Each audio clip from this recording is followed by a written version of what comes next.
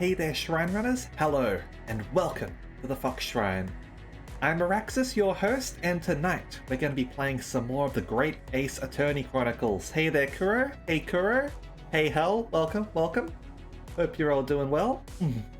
Yeah, no problem, I do understand. Thank you very much for stopping by.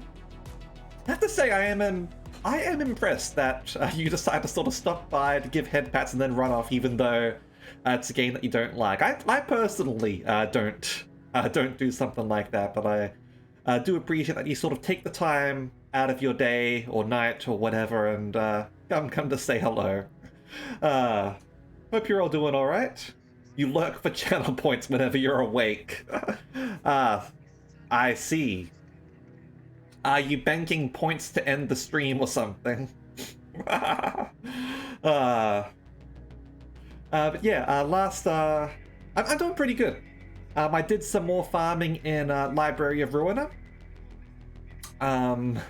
If I push myself. Well, at least you're looking out for me, I guess. I do try to make sure that I am in a situation where I don't have to push myself. But I do urge people, if they do think that I am, to say something, I guess. Because sometimes the person in question might not recognize where they're at that point. Yeah. I don't... You all probably know me by this point. If I'm not feeling good, chances are I'll just cancel the stream for the night, or day, or whatever. I'll end things early, or if I really have to sort of end things early, usually I just sort of like cancel the stream. Because I'm like, not feeling good. I'll just put things on hold for now. Yeah, I do myself to take care of myself. I do my best to take care of myself. But yeah, I was farming stuff in Library of Ruina. Is that why I ended the stream early yesterday? No, I end reading streams early because it's hard for me to tell where there's a good break point for light novel reading.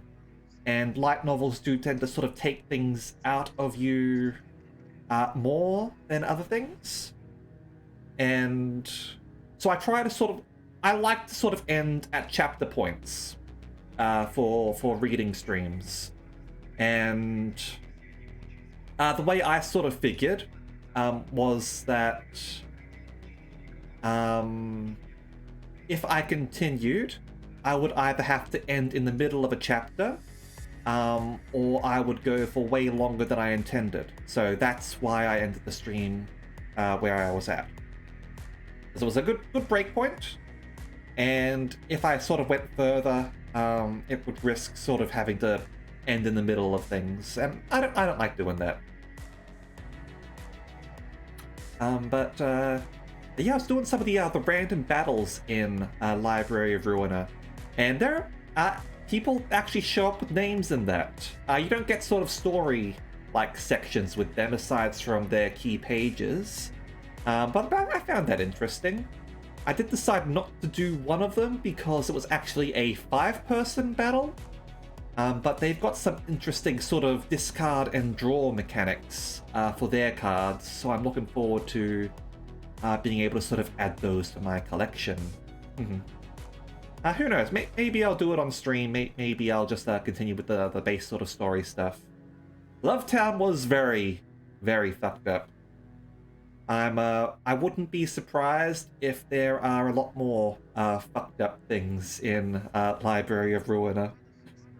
3 of the half police streaming. Let me just have a quick drink. Yeah. All right. Well, let's get into the game then, shall we? Okay. Great Ace Attorney. Want to watch but you need to sleep? Well, similar to... Hold on a second. What's going on here? Why are you doing that? For some reason you're in... That's why. For some reason I've got you in full screen mode. Thought I...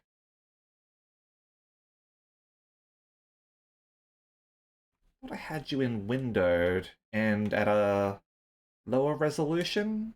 Was this right? No, that was too low. Is this right? Yes. There we go. All right. Yeah. Go away. Okay. There we go. Yeah, no problem. Like as I said, I do appreciate you stopping by. Like like it, it's strange. Obviously, I like it when people sort of like stay to sort of like watch, but like the fact that you're sort of like really regular and sort of like coming by to sort of like say hi, like even on things that you don't intend to watch because it's not content you're interested in, like that's something I appreciate too. So I get what you mean. And yeah, I do take care of I try to take care of myself. It's that's important. Like I say this all the time, but um at least to myself, I guess. But I need to turn the volume on here as well. But basically the world revolves around you, just like how it revolves around everyone else. Like you're going to be like the most important thing to you, and this is important to be aware of. But it's also important to be aware of that the world is also going to revolve around other people from their perspective, because you should respect that too, I guess. Yep, Ace Attorney. Hey, Miss Violet Wolf, welcome. We're playing the Great Ace Attorney Chronicles, and we're up to case 4, actually, of this one. Still up to the investigation section of it. And so far, it's shaping up quite nicely. Just about to get into things. How are you going, by the way? I'm doing quite well, thanks. Thank you very much for coming by. I'm Araxis Denacia, your revolutionary bartender, and I like to play games like this with a solid story, lots of reading, and also a few sort of roguelikes here and there. Just anything that I sort of find fun. Hope you enjoy your stay. So, back at Briar Road. Looks as though the police are still here, carrying on with their investigation. Perfect! So let's find Inspector Gregson as quickly as possible. That's good to hear. It's night time for me right now. I've had my dinner, which was just some leftover roast chicken and potatoes, which was quite nice. And I've just got myself a bit of a rum and coke for streaming. Yes. And let's see if he'll take a break from his chips to look at that silver tip that Iris gave us for him. Yeah, we got this postcard over here, which I don't think we had a look at yet. Let's have a look here. This is a 5-shilling piece, isn't it? I believe it's called a crown. Yes. And you can train a Scotland Yard detective to do whatever you want with just a single one.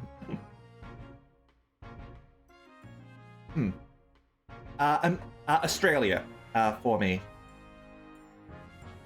For America, it'll either be very late or very early. Yeah, Australia is where I'd be from. Midori, apple rum, and tropical juice. Alright. That sounds interesting. Hope you enjoy that. Iris must be the most powerful 10-year-old in the world. How much is 5 shillings, by the way? What's it really worth? I've got a friend who's Scottish, actually. It's funny when we're sort of in voice chats, because for some reason other people think that they can't tell the difference between us. Like, I can tell the difference, but for some reason Australian and Scottish sounds the same to them or something. Sometimes we sort of mess around with them by pretending to be the other person and seeing if they can tell.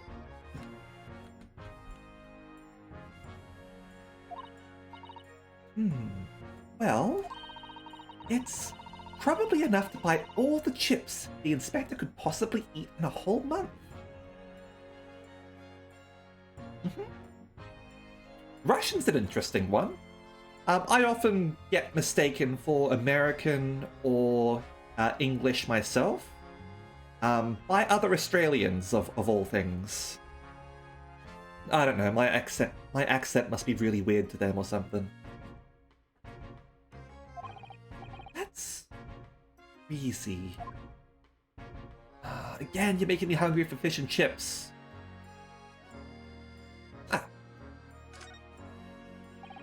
Everyone's accent is indeed weird to everyone. People's voices don't just fit into neat categories, especially considering how global the world is these days. You end up sort of hearing a whole bunch of sort of different voices, and people's voices have sort of like changed a little bit as they've sort of heard others and been immersed in their different cultures. And thank you very much for following, Miss Violet Wolf. Welcome to the Fox Shrine. I find it strange that you get called American. It's Iris's little handwriting is adorable, isn't it? Tell the gentleman in black whatever he wants to know. I trust that won't be a problem? Yes. The handwriting might be adorable, but the message is ominous. There's no room for sentiment there. She's got a little heart there, though. She's got a little heart in her signature.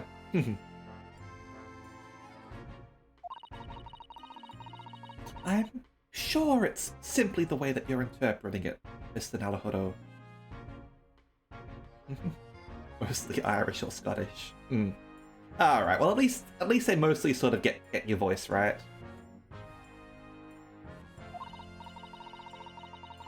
Anyway, I do hope the inspector will tell us what we need to know when he reads it.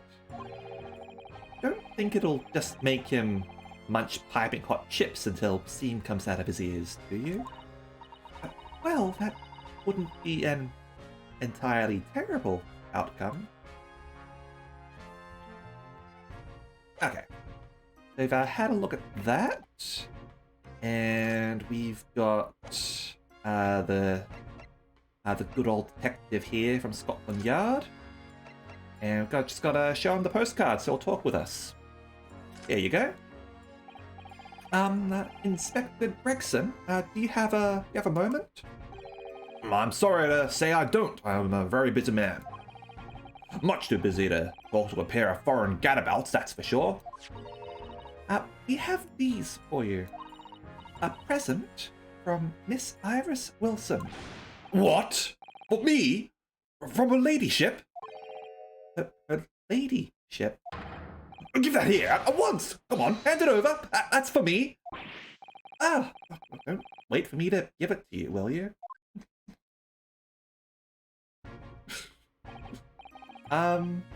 What was that point exactly? It is certainly a unique way to eat fish and chips. The address on that card is Holmes' address. Yep. Holmes is actually in this game. We've met him. We're actually looking for him right now. We've already sort of like ended up on a case with him on a steamship on our way to England. And we're currently sort of like looking for him again in order to find information on a new case.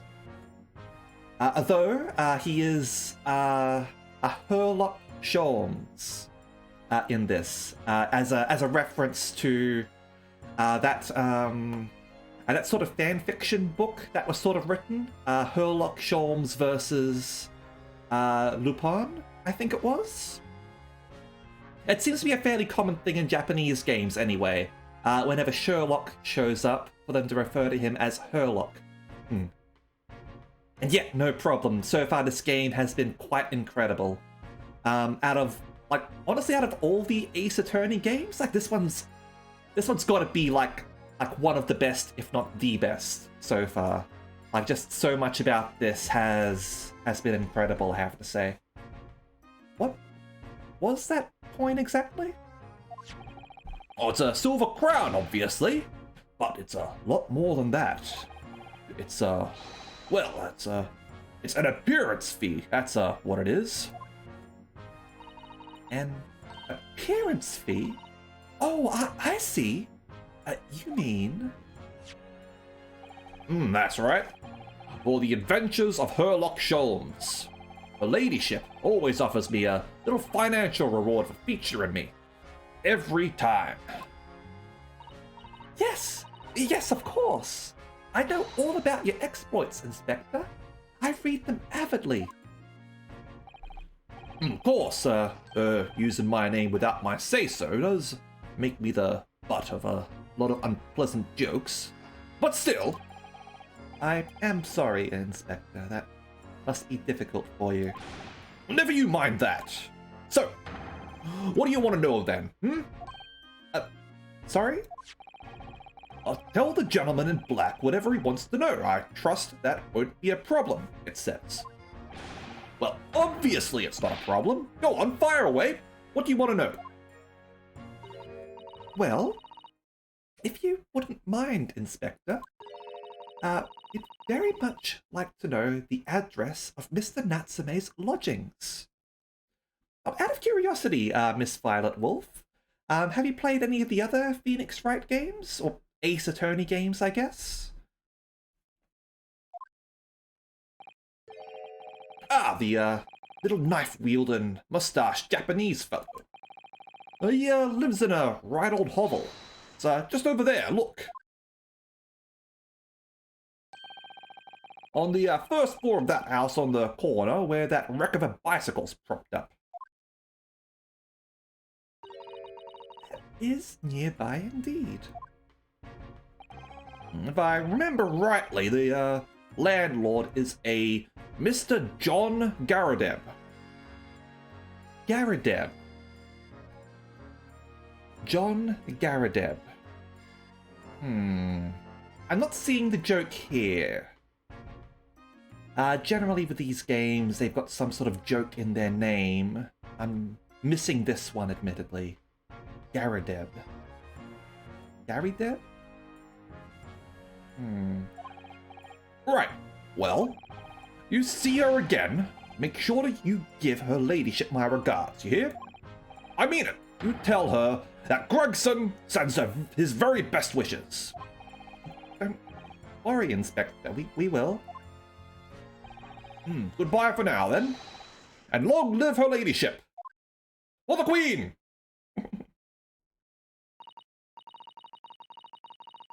Well, at least he told us what we wanted to know before he left. Yes. So then, shall we go and see what we can find in Mr. Natsume's lodgings? Definitely. Okay. I'm guessing those police officers are still over here. Yep, they're still there. And we've got a new dialogue over here, I'm guessing, because we now know more about the building. That's a rather typical brick building, isn't it? Sure, it has a long and interesting history. Yep. We know about that. According to Inspector Gregson, that's the house where Mr. Natsume has lodgings. Just across the road from where the incident took place, I see. Must be awful for Soseki-san, getting caught up in something like this in a foreign land. Alright, let's go head in and see if Herlock Sholmes is there. Lisa investigating even in the biting cold. Yep, dream come true. Alright. Lodgings of Mr. Soseki Natsume, according to information gleaned from Inspector Gregson. Let's go in and see if Herlock Sholmes is around. certainly got eclectic decor in here. Alright, 19th February, Mr. Natsume's lodgings. May I help you? Yes. Would this be the residence of, Mr. John Garadeb? Indeed it would, sir. And who may I say is calling? Oh, these fools have come here to visit. Mr. Garadeb, it seems. Oh, saying that one, huh? Gotta be sooner with that.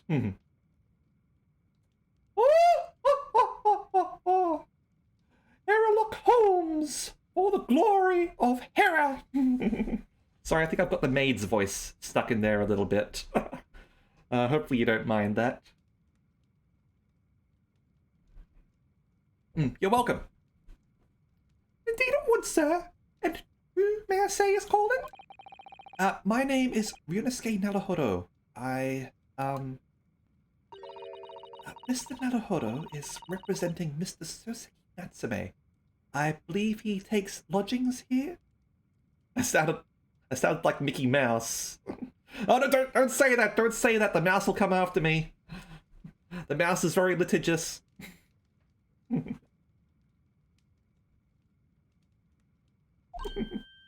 Oh. We would very much like to ask him some questions about our client.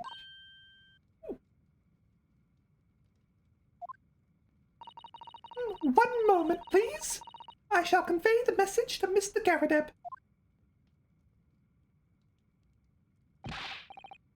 Did you see that, Miss Susato? Hold on a second. I don't think haven't looked at. Yeah, degree in medicine, author of a popular series of short stories, and the maid who walks at the Garadeb household. Her main duty appears to be standing at Mr. Garadeb's side, pouring tea. We'll probably find out her name later. You see that, Miss Susato? That was a real-life English maid. I mean, that was one of the jury. I know. As I understand it, anyone standing in English society employs a number of household staff. Oh, but that is the first time I've ever seen one in the flesh. Oh, this day keeps getting better. It certainly feels like we've really arrived now, doesn't it? We need only to meet a butler, and the experience will be complete. Well, I'm not sure if I'd go that far, but I do understand the sentiment. They're all named Sebastian, right? Thank you for waiting. Mr. Garadeb, we'll see you now. This way, please. Oh boy, he, old Moonface over there.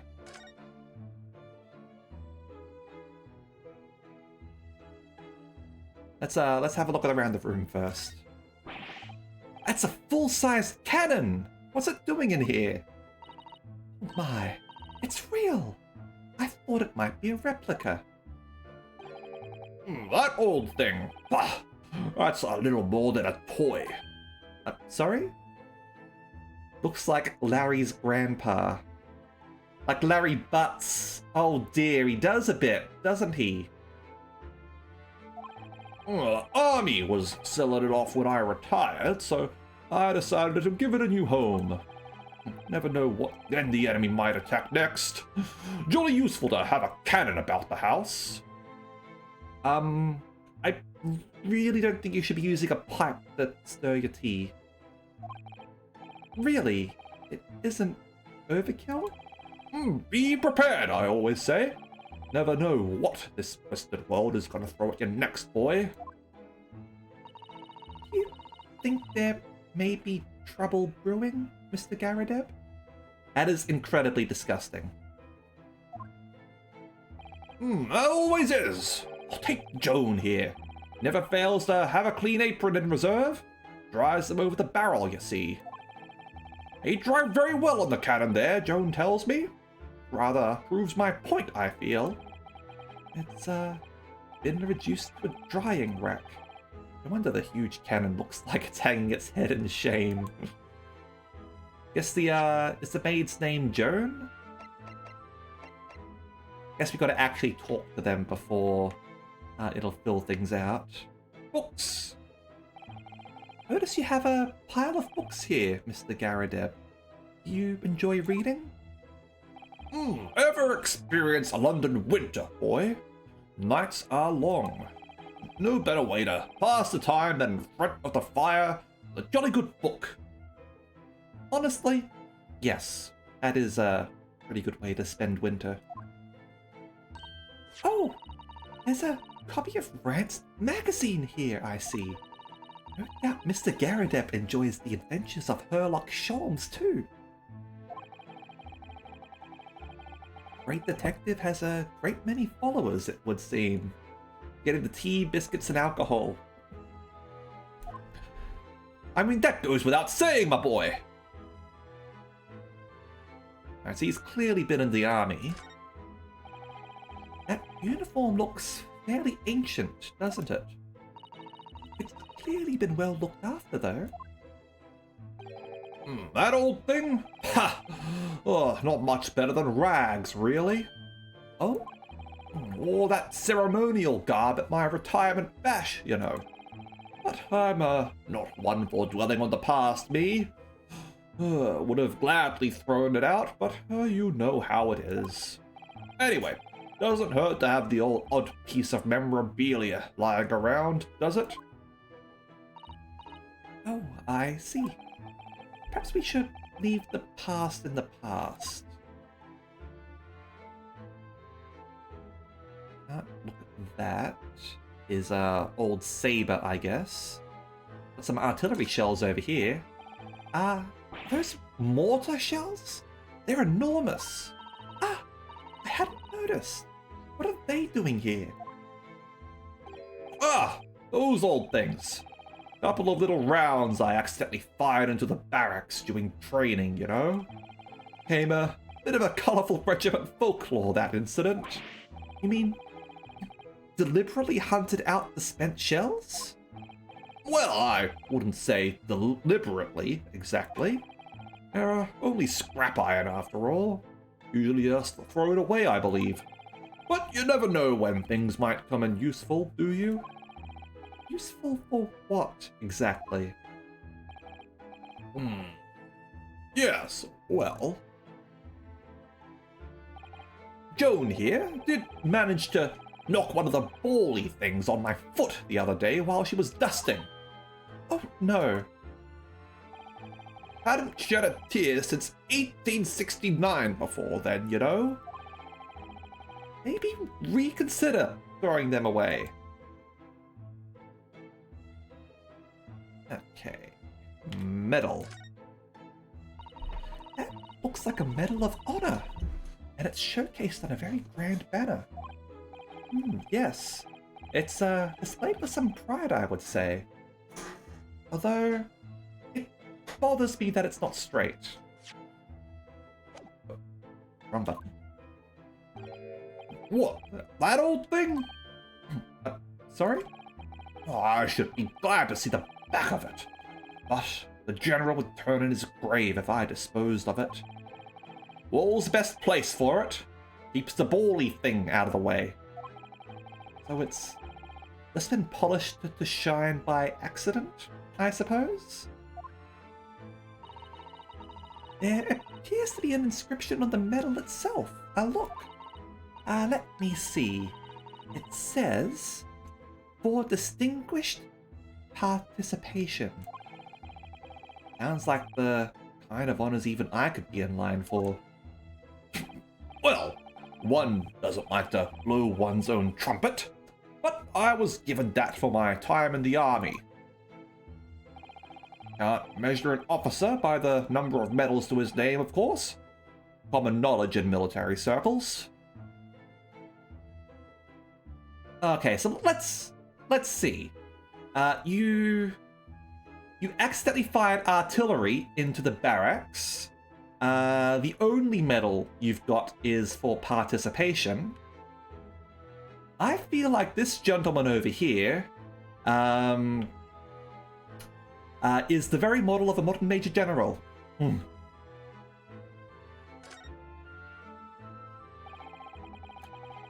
portrait of Mr. Garadeb is glaring at me, I swear. Have you noticed that all the little frames contained photographic prints of Mr. Garadeb as well? Yes, and there seems to be a statue of a lion on the mantelpiece as well. Ah, yes. Seemed to come back from the local pawnbroker with that little trinket. Seemed to come back? What do you mean? Well, the chap who runs the place is a bally wizard. Went in to sell him something and came out with that thing. In point of fact, now I think about it, I rather often find myself leaving the place with something I don't need. The lion ornament certainly does seem surplus to requirements. Susato-san doesn't pull her punches, or her throws for that matter. And we've got a little sort of folding sheet, I guess, for changing, perhaps? Look at that enormous screen! It must have been put there deliberately, surely. Yes. Certainly seems like someone's trying to hide something from view. What could be behind it, I wonder? I'm going to have a very quick look. Just a little peek. Maybe let's not, Miss Susato. I think the maid is going to head us off with a cup of tea.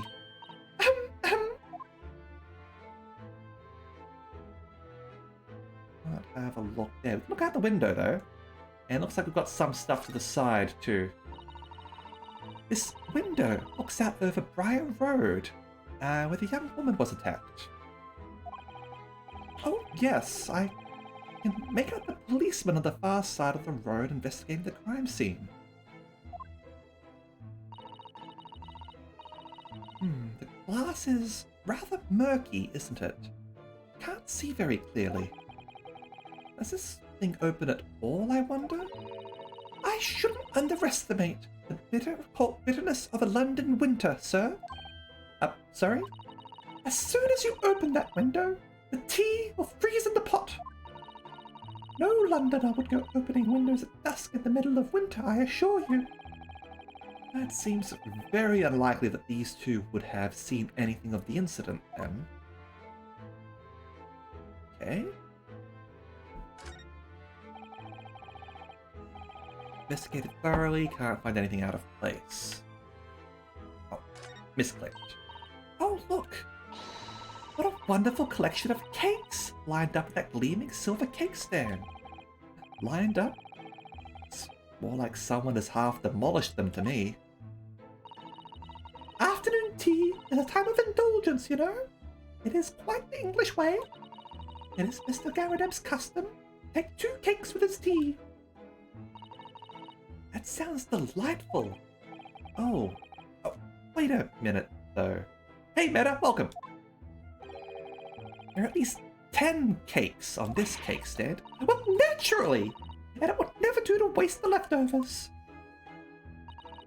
So, whatever Mr. Garadeb doesn't eat, I say to myself, Joan, you shall have to tidy up. How magnanimous of you. Let's have a look at those cakes. Cakes. And gasped in awe at his appearance. This old candle holder looks a little out of place here, wouldn't you say? Yes, you're right. It's clearly supposed to be gold, but it's almost completely black for some reason. That old thing, yes. Just a cheap piece of ironmongery. A gimcrack, really. Oh. Used it when I was studying, don't you know? For my commission. No, it's old. Hardly worth hanging on to, really. But, well, still has its uses sometimes. Of course. Does everything in this room have some elaborate story behind it? They're memories, Mr. Naruhodo. Memories.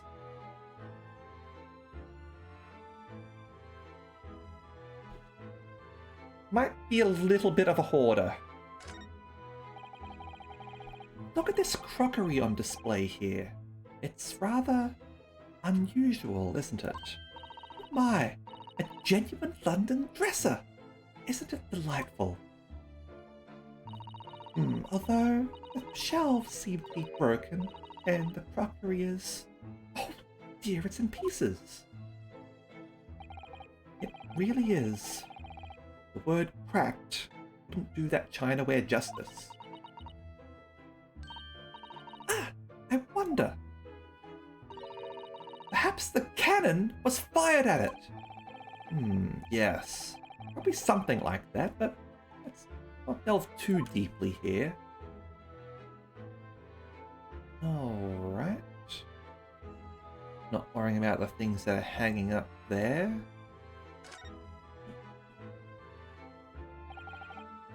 Good day to you. John Garradet at your service.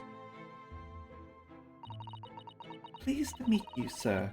This is Ryunosuke Naruhodo. He's a defense lawyer. Do excuse me not getting up.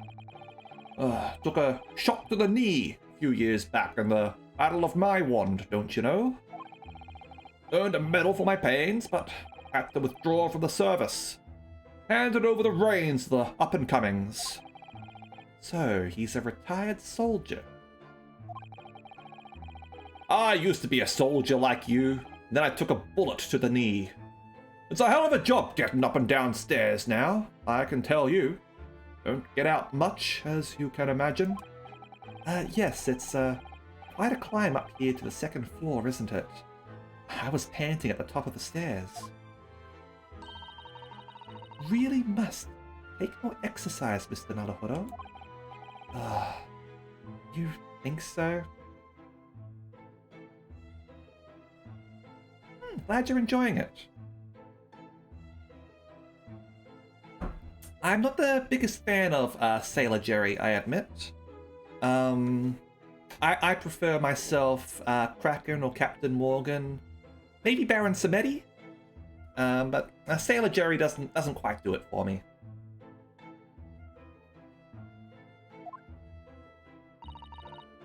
Well, Mr. Garradet, no doubt you were very courageous to earn yourself a medal. Oh, it was nothing. Medals, just a folderol, really. Wouldn't like to offend the general, though, so I grudgingly displayed it on the wall. Only a fan of the apple rum. Okay, I'm not sure if I've had Sailor Jerry apple. I think I've just had their regular stuff. So, fair enough. Oh, why don't you fetch it down, Joan? I'll let these good people see it properly. Joan! Fetch the... Ah! Ah! Oh, dash it all, woman! Be careful! Oh, dearie me. I do beg your pardon, sir. Jolly nearly took the skin off my hands. I shall be more careful, sir. Oh, anyway, there you have it. Living the quiet life now. Yes, I see. Now then, I hear you want to know about the chap watching downstairs. Is that right? Yes. We would be very grateful if you could answer some questions for us. Only too pleased, naturally. Especially if it helps to keep the peace here in Blighty. We've forged an alliance with the Empire of Japan recently, as I'm sure you're aware. I mean, it's an obvious reference to make. Gotta take the easy shots where they lie, right? So, this case is very much in the public eye, as it were. Oh, is it? Even had some famous detective poking around, you know? This old house, wouldn't you believe? Yes, Mr. Herlock Sholmes. Could have been. Didn't catch the chap's name. Not really my cup of tea, all that detective business. Oh, but you have a copy of France magazine here, so... Eh? No, Anyway, Anyway, the chap's investigating the foreigner's room as we speak. So, he's in Soseki-san's room. It's a bally nuisance is what it is. Whole neighborhood's twitching its curtains now. I don't like all this fuss. It's jolly unsettling. Okay, well let's have a talk about Mr. Natsume in general. Get an idea of his character. About Mr. Natsume then, Mr. Garrideb. Please, do tell us. Oh yes, the Japanese chap. Only been lodging here for a week. Oh, just 1 week? So he moved in very recently then. I have 2 lodgers most of the time. One on the ground floor and one just below us. The first floor room became available a week ago, you see, then... Ah! Dash it all, Joan! Do be careful! Oh! My goodness! I'm terribly sorry, sir! Has her name been updated here, by the way? It hasn't. Okay. He's only 46! Could have fooled me. Retired army man who's the landlord of the lodgings rented by the defendant, Mr. Natsume. An old knee injury means he's confined to a chair most of the time.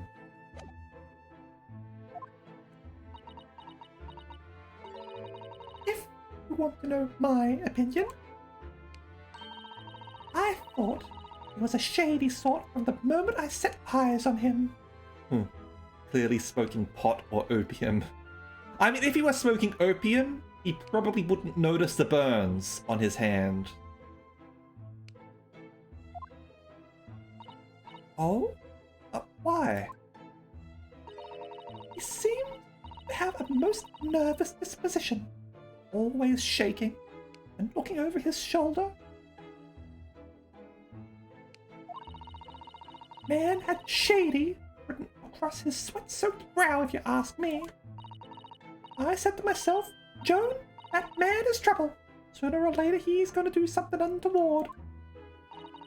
And I'm rarely wrong about anything. Won't be calling this maid as a witness, that's for sure. Was there anything else that struck you as suspicious about the man at all? Yes! Oh yes! Indeed there was! And she's dying to tell us. Well, tell us about this shady lodger in as non-racist a manner as you can. Had you noticed anything else at all about your lodger, Mr. Natsume? Oh my word, yes! The man was shadier than an orchard. Could you elaborate? Well, take the man's room. Absolutely stuffed full of books it is. More than anyone could ever read. And he never so much as passes the time of day with another living soul. I haven't seen a single visitor call. He just trots off to that old bookshop every single day, comes back at 5 to light the gas fire. And the funny little man is up long past the time everyone else at the house has gone to bed too. Oh, I see. Well, the gentleman on the ground floor goes to bed at around 9 each night. I've never known that Japanese fellow to retire any earlier than 2 in the morning. It's gotta be bad for your eyes, considering the quality of lighting back then. Like, I don't think you'd have electric lights in your house. Probably just sort of gas or candles.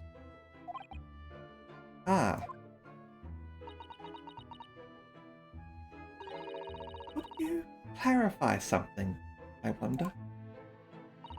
What, pray? How do you know so much about Mr. Natsume's routine? Oh! Understood that neither of the lodgers live on this floor of the house. Is that correct? That's right, yes. They're both below us, on the first floor and street level. Then, how is it that you know so much about the lives of your lodgers? The precise times that they come back in the evening, for example. Even the times that they go to bed.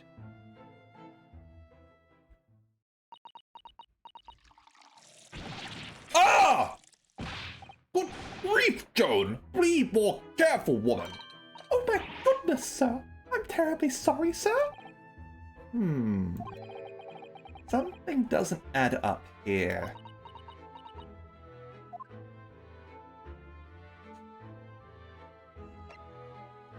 Tell us about the incident 2 days ago.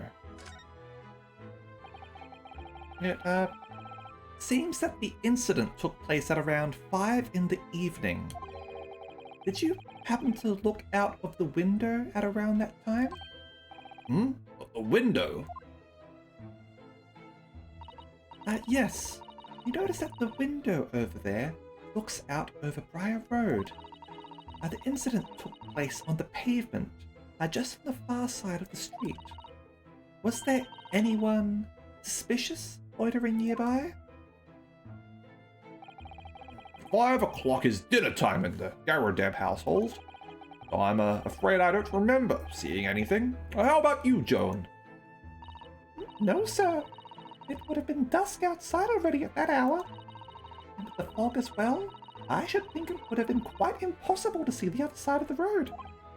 Oh, I see. Did you notice anything else out of the ordinary then? Such as? Anything at all, even if it seems unrelated. Well... Yes? Was there something then? Well, it's nothing particularly significant, but around that sort of time in here... Ah! For the love of God, Joan, watch what you're doing! Oh, dearie me, what have I done? I'm awfully sorry, sir. Do be more careful, woman! Of course, sir. If I may, Mr. Narrow Hollow? Oh, yes? I have an exceedingly good memory, and as far as I remember, nothing of any significance took place here at that hour. Nothing at all. Oh, really? Mr. Garadeb? The way you were talking before, it sounded rather like there might have been. Oh, well, as I was saying, it was just a trifling matter, really. Nothing of... Ah! Joan, dash it all! What is the matter with you, woman? Begging your pardon, sir. Nothing happened. Yes, quite. Narrow Hollow is how I'll remember his name from now on. Ah, Narrow Hollow, I see. I understand. Nothing happened. We sat down to a quiet, uneventful meal. Joan? That's right, Mr. Garadeb. What is the matter with these two? It sounds like something happened here in this room on the evening of the incident. But what? I wish I knew.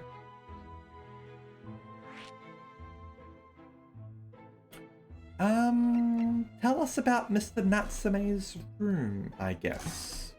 Can we go in? Could you tell us which floor Mr. Natsume's room is on? Why, certainly. Just below us on the first floor. And Mr. Sholmes is investigating there, even as we speak? Yes. I told Nats his name and asked him to look into the matter, so I gave him the key. Mr. Natsume has engaged Mr. Sholmes' services? That's a blatant lie. Would it be alright if we also had a look around? In Mr. Natsume's room, I mean.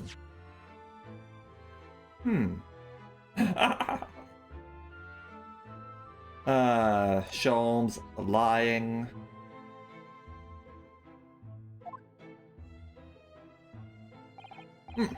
Don't see why not. Just down one flight of stairs. Who knows if we'll find anything that could help us with the case, but we'll have to try. We need all the clues we can lay our hands on. Shall we? Yes. And while we're there, we can speak with Mr. Sholmes again. Perhaps he'll be able to tell us more.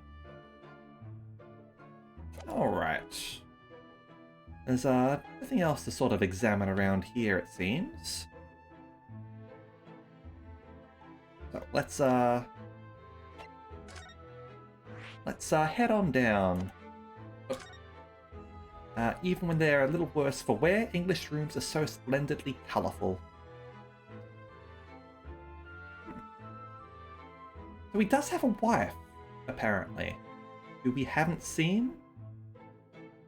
Alright.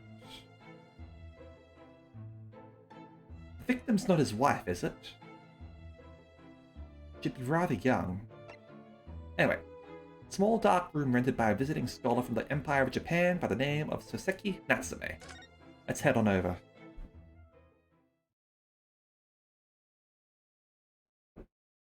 Kitty! Alright, Mr. Natsume's room. What? Just look at this place. Smell it. It's so musty in here. I suppose it's the mountain of old books that are responsible for this. Also the lack of ventilation, I'm guessing. I don't think I've ever seen so many books in my life. No, me neither. So dark in here too. Cat indeed.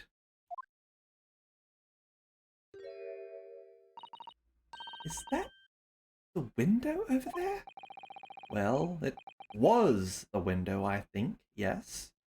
Once upon a time. For some reason, it's been closed up with bricks and mortar. This is where Mr. Natsume lives.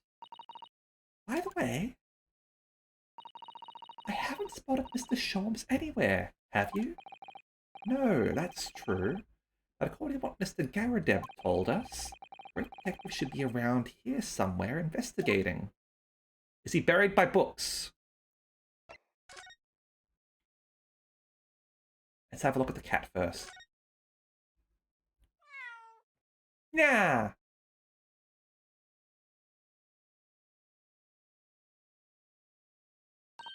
Oh my, what an adorable little cat.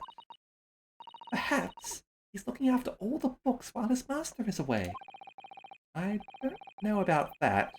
He disappeared into that pile of books as quick as a flash. It was a tricolour Mike, wasn't it? Do they even have that sort of cat here in Great Britain? Perhaps Mr. Natsume brought the little creature with him from Japan. That's made me homesick now. Already? We've only been in the country for 2 days. We did also spend a month or two travelling here.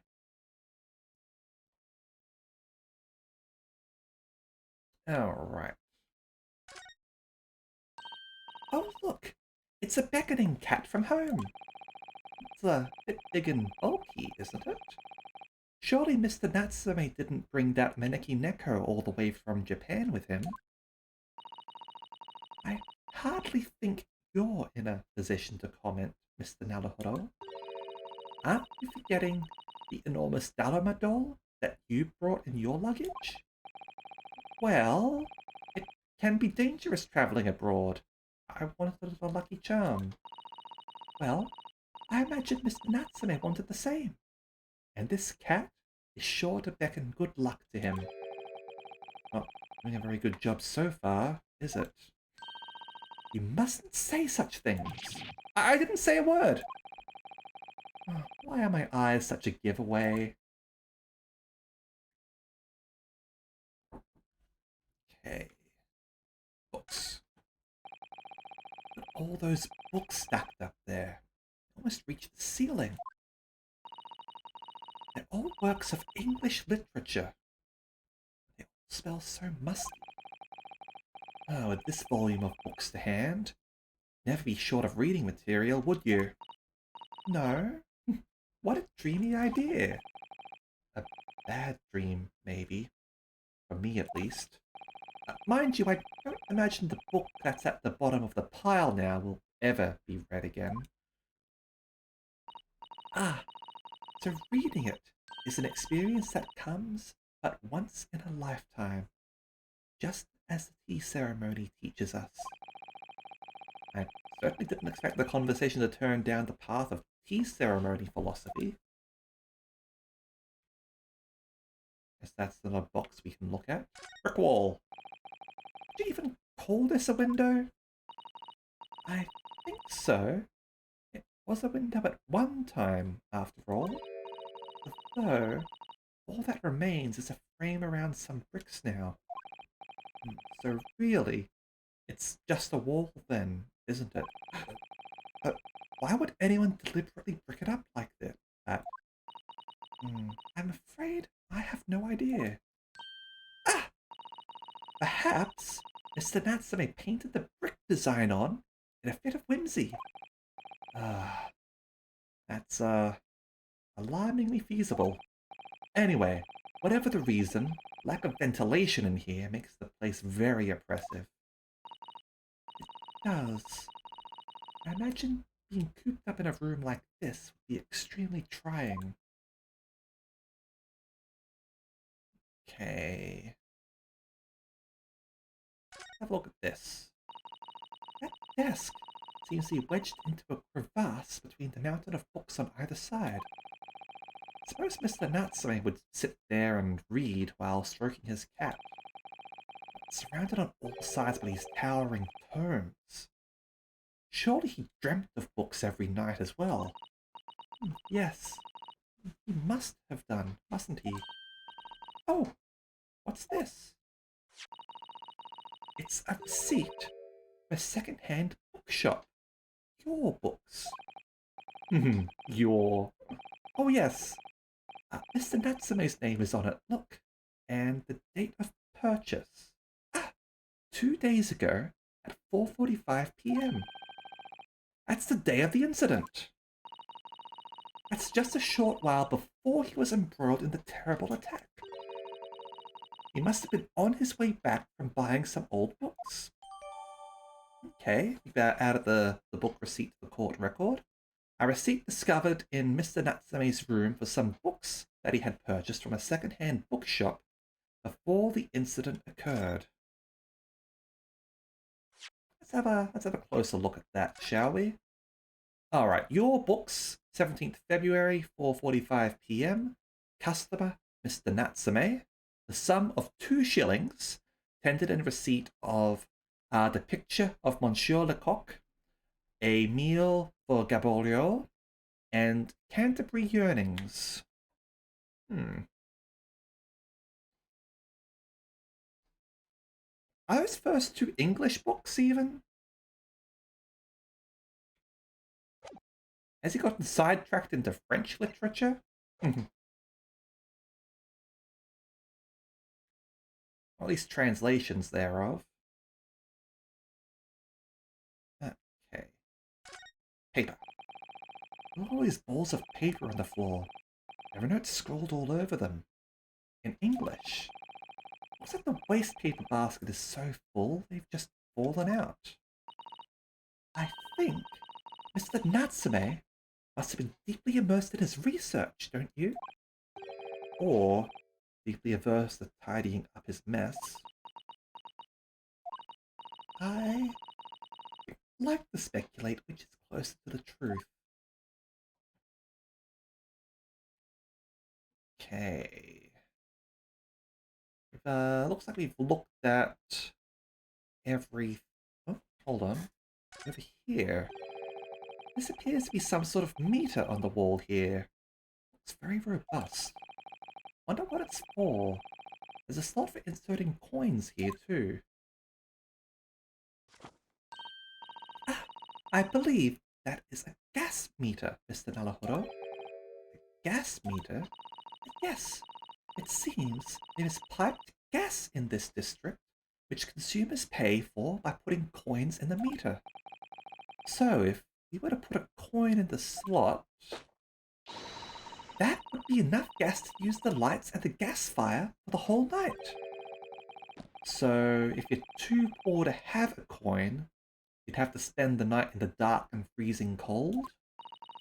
That's right. As would a rich man who only carried crisp white notes. London is a scary place. Okay. Haven't run into any ladders, unfortunately, which is so far been kind of disappointing. Usually there should be a ladder about now in an Ace Attorney game. Yeah, as I thought, Holmes is just around the corner. Alright, let's go have a talk with him, shall we? Ah! Look! Mr. Naruhodo! Aha! There he is. Where did he appear from? He seems to be engrossed in the pages of an old book. I sure hope he won't mind if we disturb him. Hello, Mr. Sholmes? Ah, you two! Good day. Now, let me see. Where was it that we met? Oh, Mr. Sholmes! We were together on the SS Burrier. Yes, of course, the Burrier. And let me see. What happened on that voyage? It was Kazuma Asogi. He died, tragically. But you were a great help to us. Ah, yes, but of course. The case of Mr. Asogi. It was the one with the snake, wasn't it? Oh. Well, you seem to remember something of it, at least. What an honor to be remembered vaguely by the great Herlock Sholmes. This is Mr. No, my dear madame, hold your tongue. I pride myself on my superior powers of recollection. Your names are safely recorded in my brain attic. Is that like your mind palace or something? Miss Naruhodo and Mr. Susato. Sure, let's go with that. Try the other way around, Mr. Sholmes. Ah! Ha ha ha ha! Ah, I lose the first round. You weren't competing. In truth, I had hoped to invite you both to my Baker Street suite the day we arrived in London. But some Scotland Yarders ambushed me at the railway station and whisked me away to a crime scene. It was an entirely trivial case, of course. I solved the matter in no more than 30 minutes.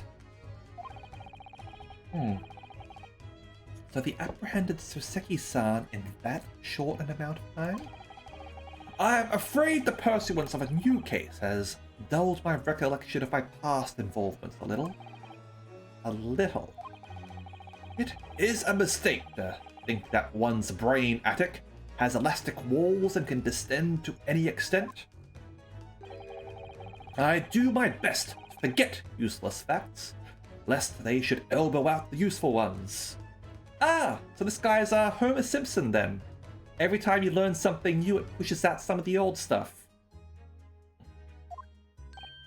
Yes, those are my own words of inimitable wisdom, you know, from an adventure entitled A Study in Scarlet. Please, there's no need to quote yourself. I don't always remember my pearls of wisdom, but fortunately, my associate pens them beautifully. Means Iris, I suppose. Mr. Sholmes? We have some extremely important questions to ask you about the trivial case you just mentioned. Hey Ada, welcome. Goodness! What an earnest expression. My dear madame, I should be only too pleased. And this murky room is an apt place to discuss the murky case.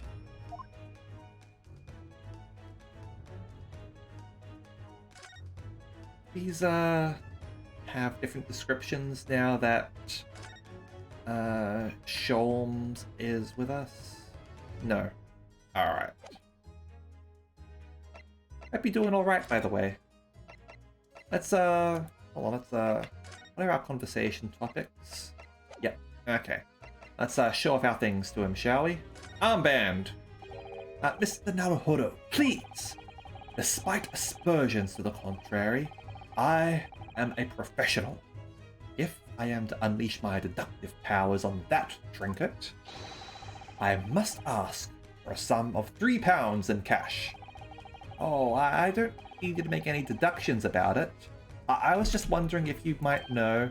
Mr. Naruhodo, as a professional, I insist that if I am to offer my opinion on that trinket, I must ask for a sum of £3 in cash. I believe Mr. Sholmes has his eye on an expensive copy of the complete works of Shakespeare. Yes! Stand on the stage with rapturous applause. It has long been a dream of mine, as you know. I literally had no idea. I mean, if you are a professional, don't give away your services free, am I right? Have you seen this, Mr. Sholmes? Shh! I must have silence. It is of the first importance, when I am in the throes of deduction, that nothing irrelevant distracts me. Oh, sorry. Cloudy, changing to fair, perhaps. You were in the throes of deducing the weather? Book receipt. Ah! The receipt from the books our astute Japanese friend purchased. I uncovered that yesterday morning. A marvelous find, wouldn't you agree? Oh, yes. The work of a truly great detective. What a scatterbrained individual he must be to have left it behind. Curiously, there was no mention of this publication on the receipt. Odd, when you consider how fascinating it is. You mean, not everyone in London buys Rant magazine every time they visit a shop? Yes, very odd indeed. Oh, Mr. Sholmes, how expertly you slipped that into the conversation. Ah, I'm glad you agree. Detective stories can be great works of literature too, my dear fellow. Oh, Sholmes. Alright, let's go ask him about the arrest, I guess. We know this to be the lodgings of a Japanese foreign student by the name of Soseki Natsume. It seems that you assisted in his arrest, Mr. Sholmes, for the stabbing of a young woman outside here on Briar Road. Natsume. Yes, I believe it was a name rather along those lines. But Mr. Natsume denies it. Was it really justifiable to arrest him on so little? I'm sorry, Miss Susato, but I have not the slightest idea what you mean. What? I can't believe he was looking Susato-san squarely in the eyes while feigning ignorance.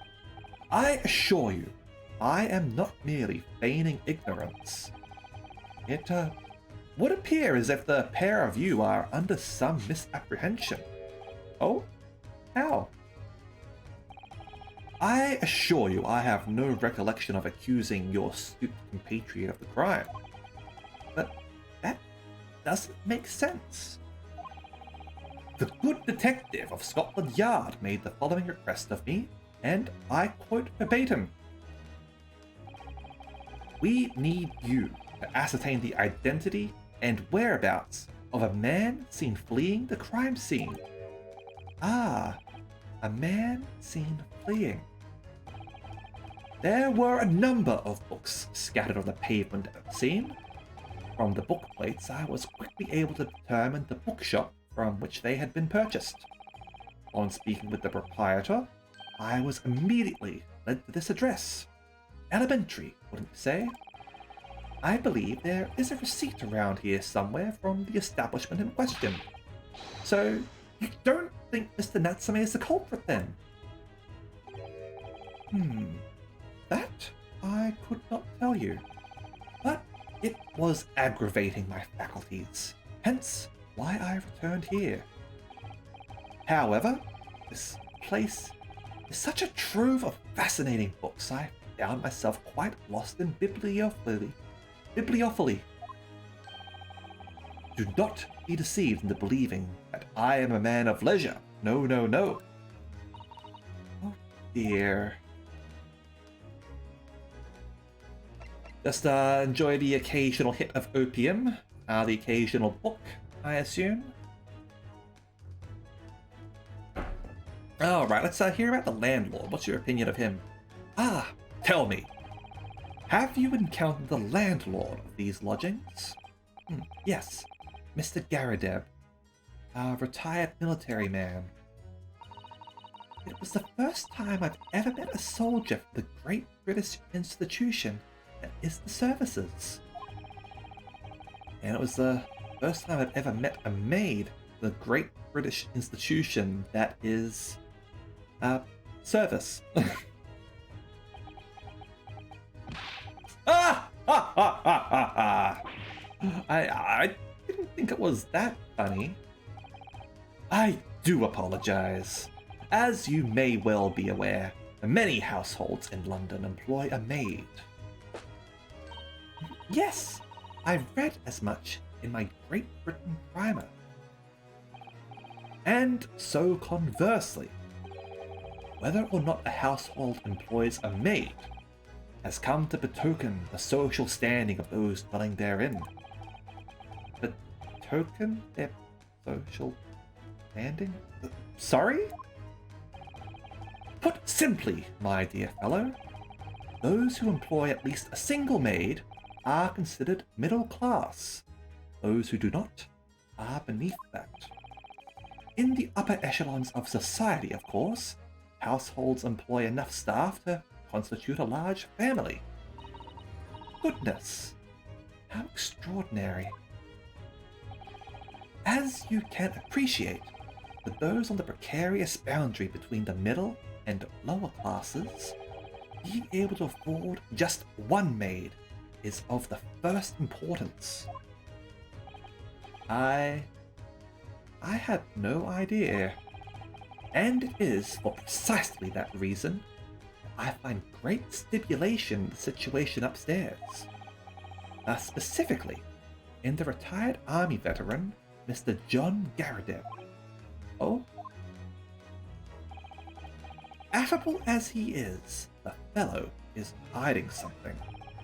Whether or not it imposes on the circumstances of this case, I am as yet unable to ascertain.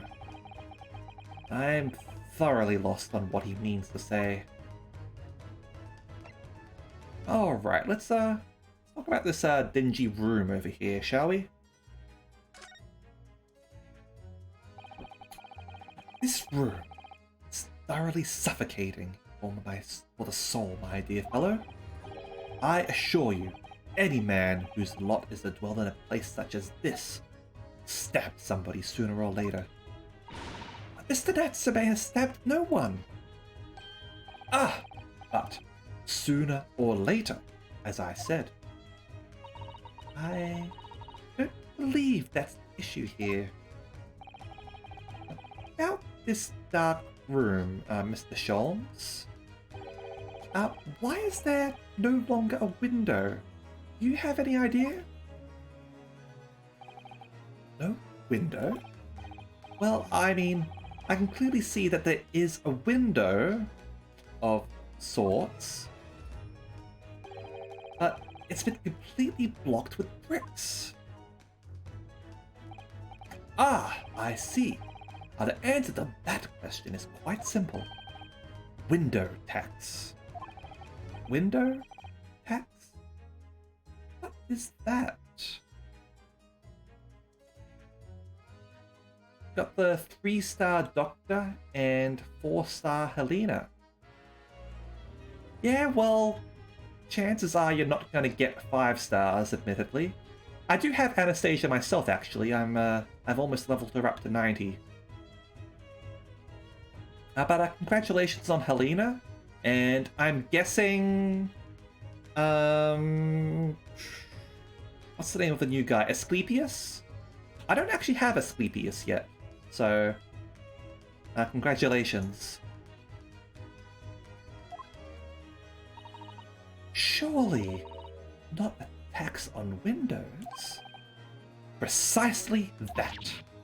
Oh my goodness. Until relatively recently, a tax was levied on households in this country by the number of their windows. Those of lesser means, having inherited a sizable and costly family home perhaps, rapidly closed windows up. Asclepius. Not Asclepius, Asclepius. Like that. And, oh, window tax. Yes, that is actually a thing. There's a lot of odd taxes in England. Window tax was absolutely a thing back then. They've got a television tax as well, like where they sort of like expect you to be watching the BBC or something like that. So apparently in England, they do send people around to your house to sort of like ask you to pay tax on your window in order for the BBC upkeep or something like that. But what you do is you just say, I don't watch TV, to sort of get rid of them. They can't legally sort of expect you to pay tax if you're not watching TV. So at least that's what I've heard. I'm not English, so I'm not sort of altogether familiar with the different sort of tax systems there. I just know that I've sort of read stories about that. Because obviously a lot of people have TVs but don't watch TV, as in they'll only use it for things like Netflix or for playing console games.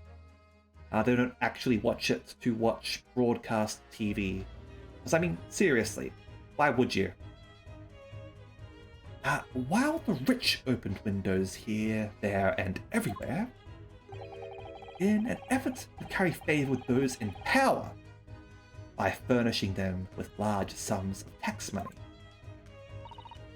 How awful and unjust, forcing people to live in rooms devoid of light. Indeed, disease was rife as a result. So, some 40 years ago or thereabouts, the window tax was abolished. But its legacy remains, as you can see, in squalid lodgings such as these, for example. I suppose Mr. Natsume's stipend for living here in London isn't very generous, perhaps. It would appear so. I have done a little digging and discovered that these lodgings were offered at an extraordinarily low price. Because the room is so awful, I should think. Apparently, Mr. Natsume only moved in here about 1 week ago. Yes, that's correct. However, I don't believe the low rent is explained by the shabby nature of the accommodation. Oh? Still, that is of little relevance here. A matter not worthy of further attention. I'm sure. I'm curious now. Hmm. Well, I believe I've told you all I can now. Uh, Thank you, Mr. Sholmes. Ah, yes. Mr. Naruhodo, was it not your intention to become a practitioner of law? Oh, you remember that, did you? Will you, perhaps, be offering your services in this very matter, I wonder?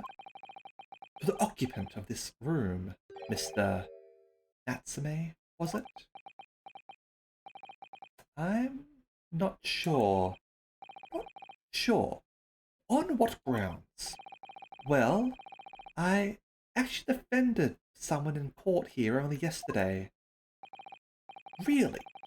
Well then, I congratulate you, sir, on an ambition realized.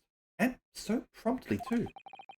The thing is, it's really made me question things. Am I right to believe in my clients? To trust in their innocence? Yes. Trust. Mr. Sholmes? Mr. Natsume didn't do it, did he? Ah! Ha ha ha ha! My dear fellow, I haven't the first idea. Oh, I thought that's why you were here. Didn't you come back to investigate? Ah, yes, that was indeed my initial intention. But there are simply too many fascinating books here. I couldn't possibly ignore them. Oh, I see. Nonetheless, there are two facts that I can state quite unequivocally. The man who fled the scene of the crime 2 days ago was the Japanese occupant of this room. And there are witnesses who swear to having seen the same man commit the crime. That is all I can say. Ah, and one more thing. Oh, what is it, Mr. Sholmes? Tell us.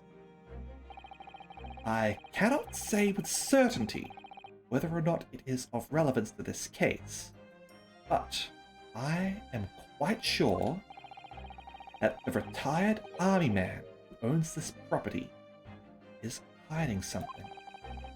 Mr. Garadeb is? Mr. Sholmes said as much before, actually, didn't he? Anyway, at present, that is really all that plays on my mind in relation to this case. Mr. Naruhodo, as yet, our investigations have uncovered nothing that could help establish Mr. Natsume's innocence. No, you're right. Perhaps it's time we probed a little deeper into Mr. Garadeb's secret. Just remember, I cannot be sure whether the landlord's secret will prove to be of relevance or not. But I wish you every success, of course, Mr. Naruhodo. A busy man indeed. He's gone back to his book in the corner of the room. Has he now? Ah, yep, there he is.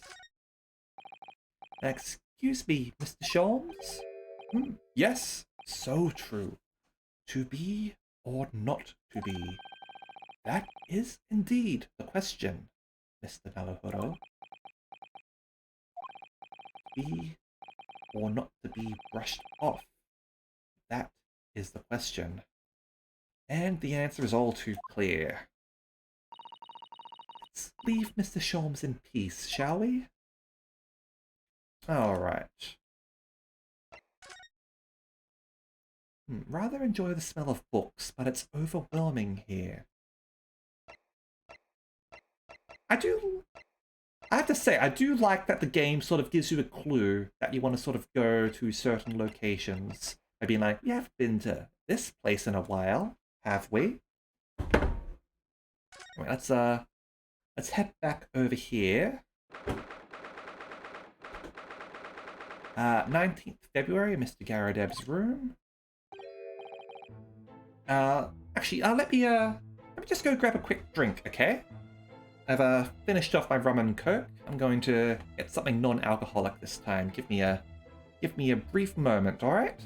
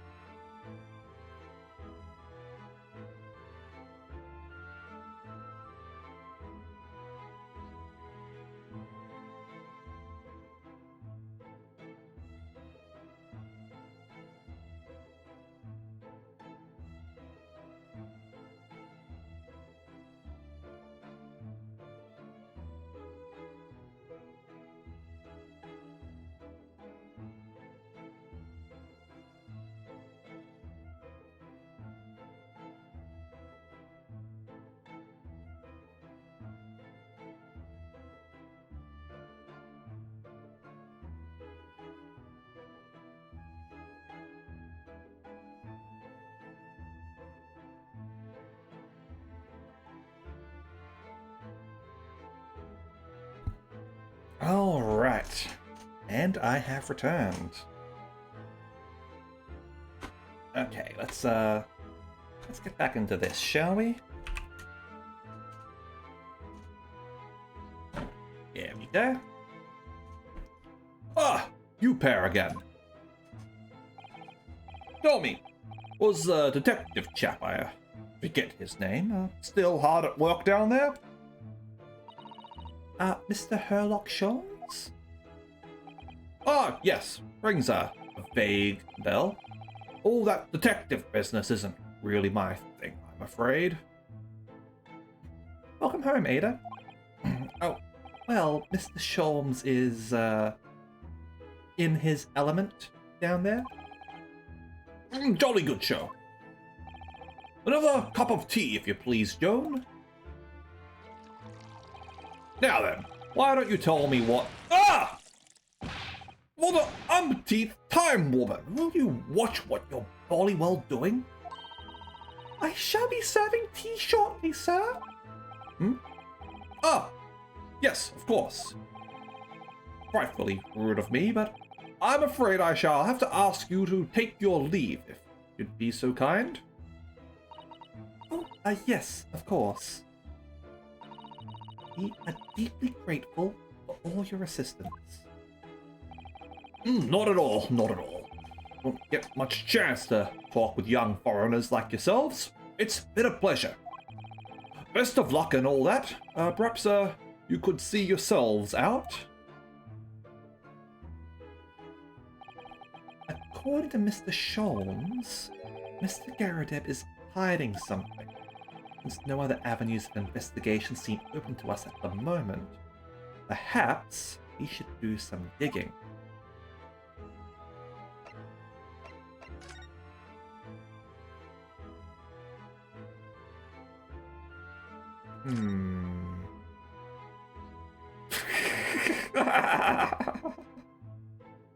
Of course.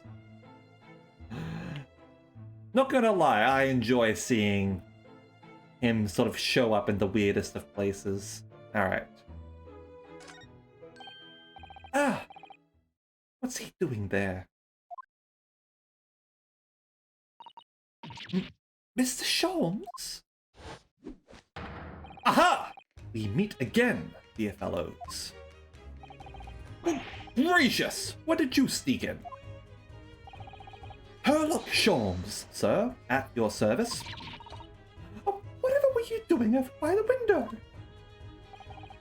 I am given to watching the evening sky as the sun sets, madame. Hey Seraphina, welcome. How are you going?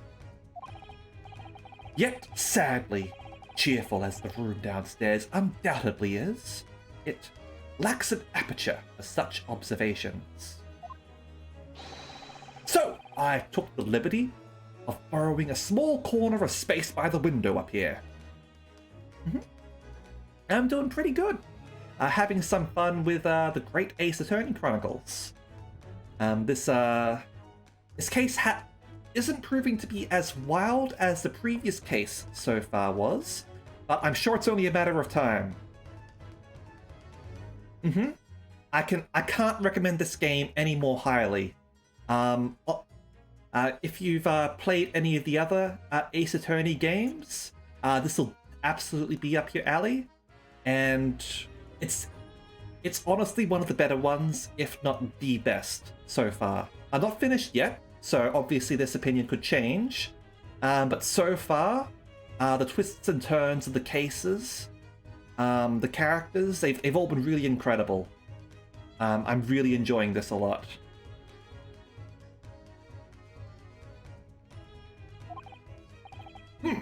Well, keeping an eye to one's windows at dusk is the prudent thing to do in London, I'm gathering. Ah, and one more thing, Mr. Naruhodo. Oh, me? I thought perhaps you might be in need of a certain great detective's great mind. Wait, he's not talking about... Is he... I didn't expect to be going through that again so soon. Do you mean Mr. Sholmes? There is a mighty secret in this modest room. My eyes see even the most trivial of trifles. I take it you're prepared, Mr. Naruhodo? I think so. There is just time enough for one of my greatly admired great deductions. Let us conclude the matter before dark.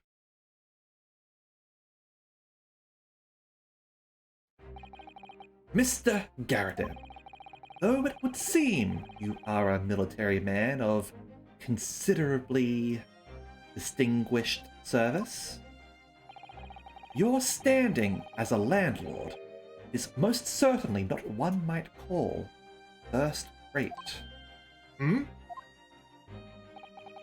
I'm afraid, sir, that it is all too clear to me. There are two conclusions I have been able to draw by careful observation of your living arrangements. I beg your pardon? The first is that even as we speak, you are concealing the presence of a ferocious beast in your care. And the second is that as a result of the beast's violent rampage, you have lost something very dear to you. Mr. Naruhodo, look! The old man's broken out in a cold sweat. Unbelievably, it seems Mr. Sholmes' conclusions are both spot on. How? How could you possibly? How could I possibly know, you mean to inquire? The answer couldn't be simpler, sir. For in the dense jungle of logic and reasoning, I am the king of beasts. Rawr! Ah! Ah! And I know only too well that wild beasts are not easily tamed. So, shall we begin? Once again, Herlock Sholmes is proud to present his Logic and Reasoning Spectacular. The game is afoot, my dear fellows. Topic 1. Nature of the Beast.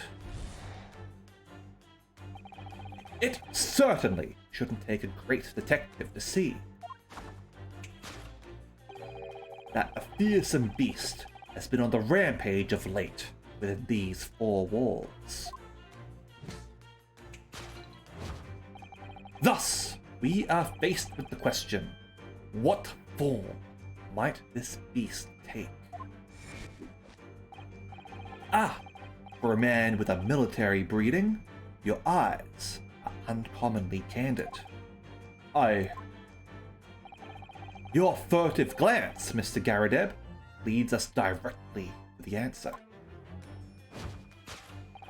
The true nature of the beast that has run rampant here is revealed by that lion statue.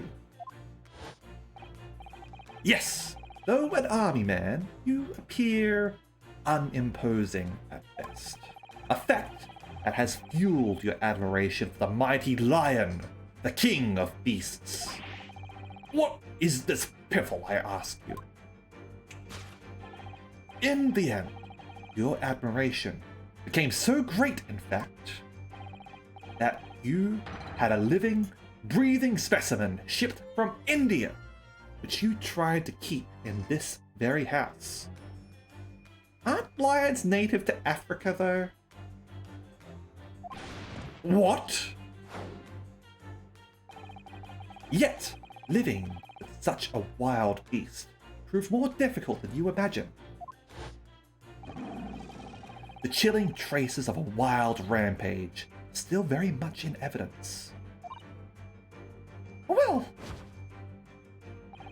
yet as we look around, the beast in question fails to present itself. Where could this angry creature have disappeared to, Madame? Me?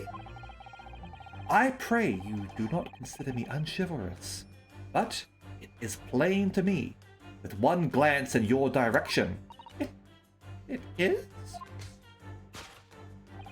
Your dress pocket gives us a handsome clue as to the beast's current whereabouts.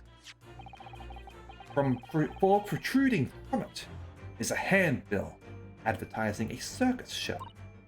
Ah!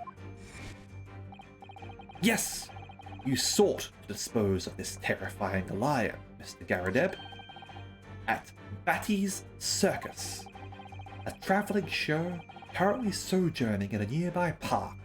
I have observed the tents. You sold the savage lion, sir, to the circus troupe. I most certainly did not. I believe I have made my point. The fearsome beast which ran amok in this room was an Indian lion.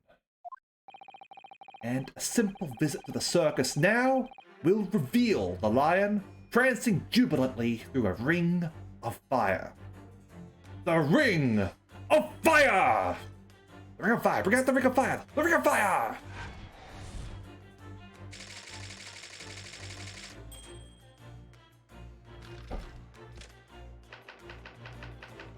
Aftermath, eh? Now, Mr. Garrideb, it is plainly clear that you still have deep feelings for this formidable beast. Indeed, in that blithe pose, the distress this loss has caused you is veritably tangible. Your head weighs heavy on your shoulders. The pain you feel being revealed by that supporting arm. Amid fits of tears, you let your beloved beast go. The strain of losing something so dear to you is clearly visible in your visage. Nonsense, man, I simply... But what we must now ask ourselves is the true cause of this pain. And we need only follow the direction of your gaze to find the answer. Yes, it is this pile of bills that has given rise to the pain you suffer. Every envelope contains another demand for payment. Ah! For cartloads of meat, potatoes, wheat, and tea. Indeed, feeding your beloved has had a devastating impact on the financial circumstances of your household. And so, you had no choice but to let go. Yes, well, Now, in a fit of rage, the ferocious beast carried out one last unimaginable attack. Unimaginable? The aftermath of which can be clearly seen by observing the carpet over there. A very expensive woolen carpet, if I am not mistaken. Oh, dearie me! What could have caused such a destructive outburst? Ah! This time, madame, I'm afraid it is you who has inadvertently revealed the truth to me. Your wandering eye has settled upon the answer very neatly indeed. Yes, to explain the dire state of the carpet, we need only look at the Tower of Cakes, which look delicious. I shall have to remind myself to have a blueberry muffin after this stream is done. Ah! There is no creature more dangerous on this earth than a beast with an unsatiated appetite. Was it, or was it not, once said by a certain noblewoman, if they have no bread, let them eat cake. Food is at the heart of all tragedy, in fact. Whatever do you mean? Having tired of the taste of cake, the beast began to stalk its next prey. I'm sure I need not spell out the nature of this final act of destruction carried out by the beast. There is only one logical conclusion. Worked into a frenzy by hunger, the lion attacked and ate the carpet. The teeth marks of the carpet are a perfect match with those of a lion I once saw in India. Carpet gnawed on by the starving lion. Yeah, I'm sure that's absolutely what happened. Thus concludes Sherlock Sholmes's great deduction of this beastly puzzle. Kind of want a muffin now, really, but I kind of can't while I'm in the middle of streaming.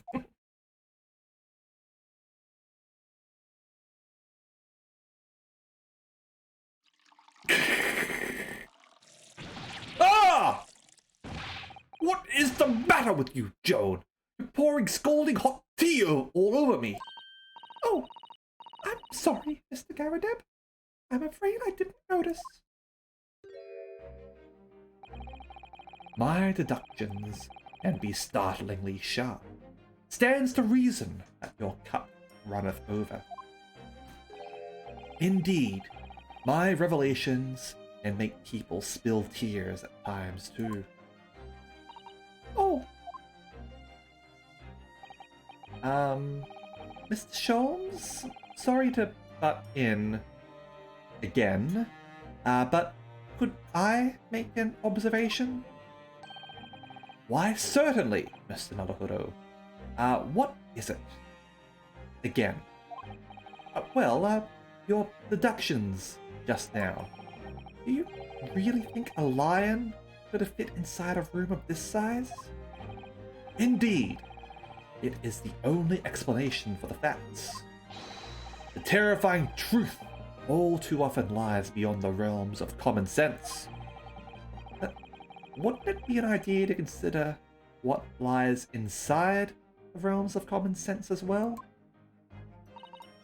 But if an uncaged lion had run amok in this very room, surely Mr. Garadeb and his maid would have been hurt, or worse. Ah, that's where you are stuck. No doubt the former military man held his own against the beast using that large cannon. I thought you said that they sold the lion to the circus. And what about the food? Meat and potatoes are one thing. Izuku Midoriya 116, thank you very much for following. Welcome to the Fox Shrine. I hope you enjoy your stay. Izuku Midoriya.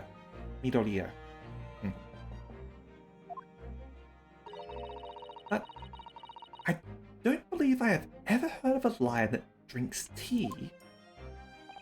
Ah, my dear Susato, it occurs to me with some regularity that irrespective of race and breeding, whenever anyone lands on Great British soil, they are infused with a highly appropriate taste for afternoon tea. Oh!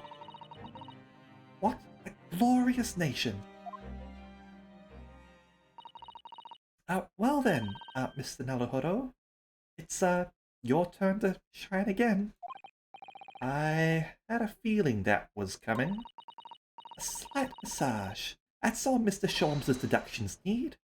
You can do it. Excellent. I've been waiting for my trusty partner in deduction to step forward, Mr. Naruhodo. I don't even know yet whether or not this is going to help with Mr. Natsume's case. Alright, see you later, Kuro. Have a good night. Still, uncovering the truth is always worthwhile, whatever the motivation. At least, that's what I want to believe. Let us start again, from the beginning, of Herlock Sholmes' logic and reasoning spectacular.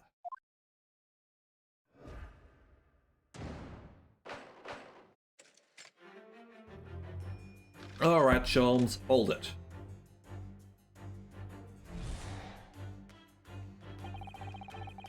Okay. The great detective to see.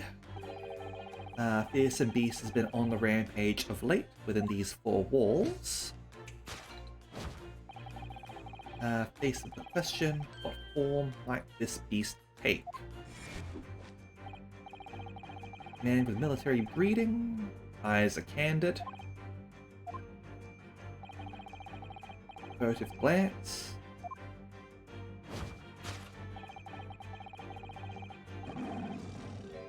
Okay, hold it right here. I really didn't see the lion thing coming.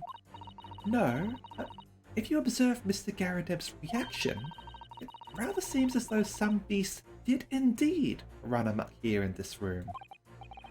Yes. Something with a very fierce nature. But it couldn't have been a lion transported from India. So what was it then? We must follow Mr. Garadeb's gaze. That will lead us to the true answer. Okay. So what have... Got a photo over there apparently. Mortar shells, photographic frame. Let's have a look at these things first. These are shells for the cannon, are they? What a strange place to keep them. Imagine they have some significance to Mr. Garadeb from his time in the army. Ah, of course. He mentioned a battle to us before, didn't he? Do you remember? He said that he had been shot in the knee. Perhaps it was one of these that hit him? If around that size had hit his knee, there'd be nothing left of it. Or Mr. Garadeb, for that matter. Mr. Sholmes has a Persian slipper, and this man has spent shells. Perhaps it's customary in Britain to display, well, rubbish on the mantelpiece.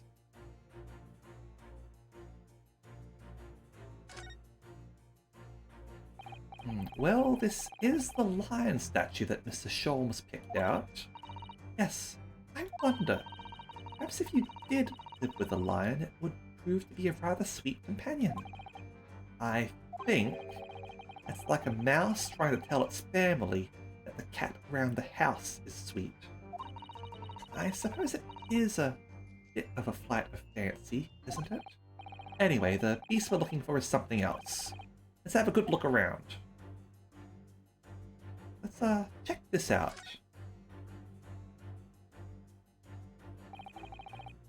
What's this photograph? It appears to be from Mr. Garradeb's wedding.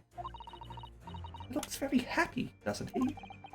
He does, but can't make out his bride. No, how unfortunate. Something must have struck glass directly over the woman's face. Wonder what happened. Probably best not to delve too deeply there.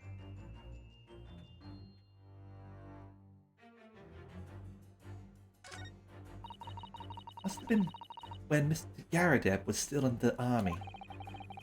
Seems to be carrying his rather stout bride effortlessly, and beaming a smile at the same time.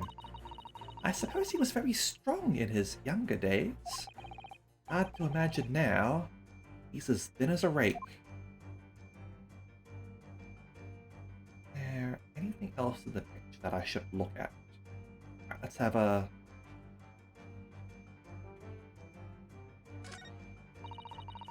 Glass is broken, so you can't see the bride's face at all.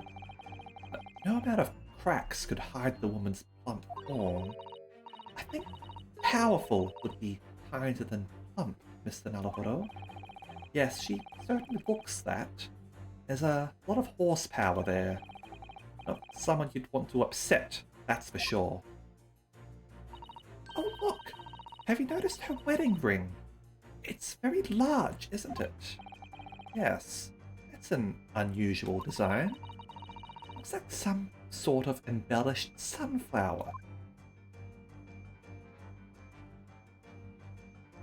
We're not able to have a closer look at that. Either way, I think this is our answer here. Take that!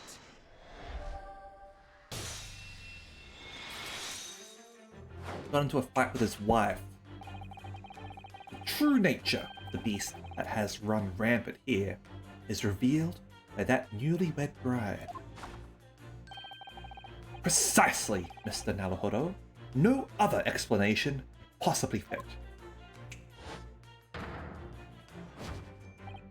Yes, this framed print pictures your wife, Mr. Garradeb. And while we lament the fact that her face is obscured, we can still make out her mighty arms and note the considerable horsepower they must contain. Oh, indeed. Surely any woman of such powerful constitution would be honored to be described as a beast. Honored might be stretching a point. Too late! The fact remains that the beast, which so clearly savaged this room, was your wife, Mr. Garradeb. Yeah! Ah! And there's a slap on his face. The chilling traces of a wild rampage are still very much in evidence. Well,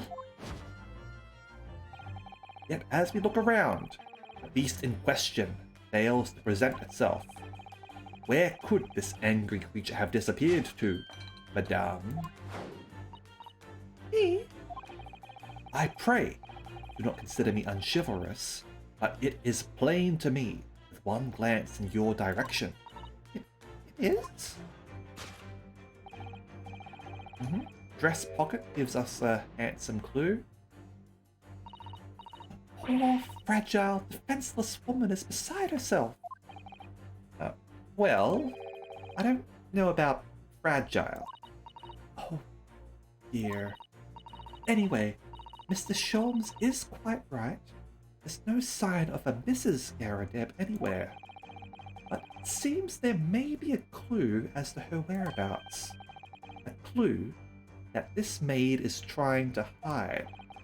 Wonder where Mr. Garradeb's wife could be.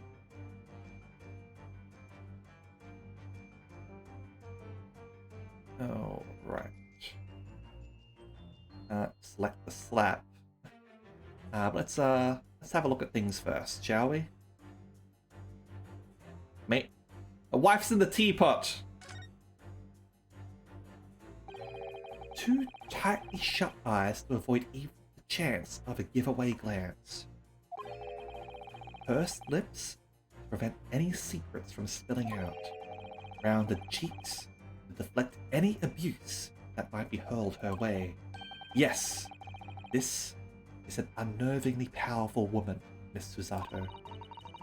It's your turn of phrase that's unnerving, Mr. Naruhodo. Okay, teapot. What a charming little teapot, and it's in pristine condition. Joan has been pouring some deliciously fragrant tea from it for Mr. Garradeb, hasn't she? Well, not so much for Mr. Garradeb as on Mr. Garradeb, wouldn't you say? I wouldn't dream of drawing attention to it. Okay, got those there. Let's have a closer look at the pocket, I guess. It certainly does appear to be a circus handbill poking out from her pocket. Batty's Circus, currently performing shows in a park not far from here. You don't think? Surely Mr. Garradeb didn't sell his wife to the circus? Mr. Naruhodo, how could you even think such a thing? I was only joking. Besides, I would have gone with, do you think he fed her to his pet lion? That's somehow worse. Okay. Is there something else I can find around here? Hold on. Aha. There we are. The maid is his wife?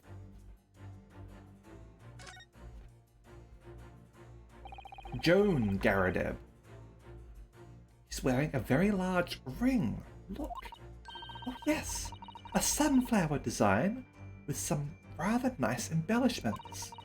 And it's on the ring finger of her left hand, which means it's surely a wedding ring. Looks like it's on there for life too.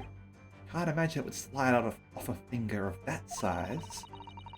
That's something to think, Mr. Naruhodo, not to say.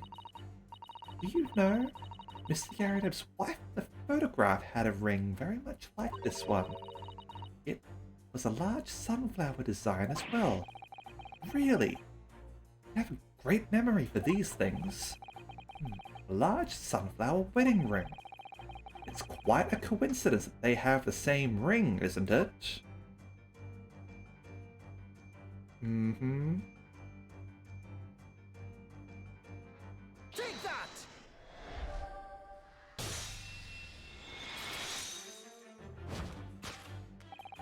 Your wedding ring gives us a handsome clue as to the beast's current whereabouts. Ah! Indeed it does! That flowery band gleaming on your finger gives it away.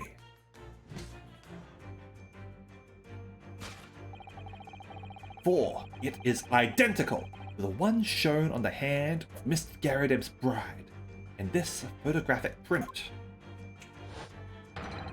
In other words, you are no ordinary household maid. No.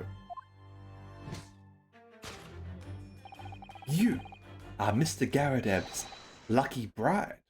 You are Mrs. Garradeb herself. Oh my! word!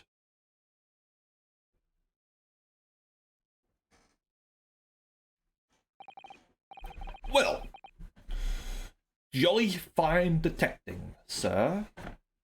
Has this been updated now? Joan Garadeb, who poses as the household maid, merely to keep up appearances in the neighborhood.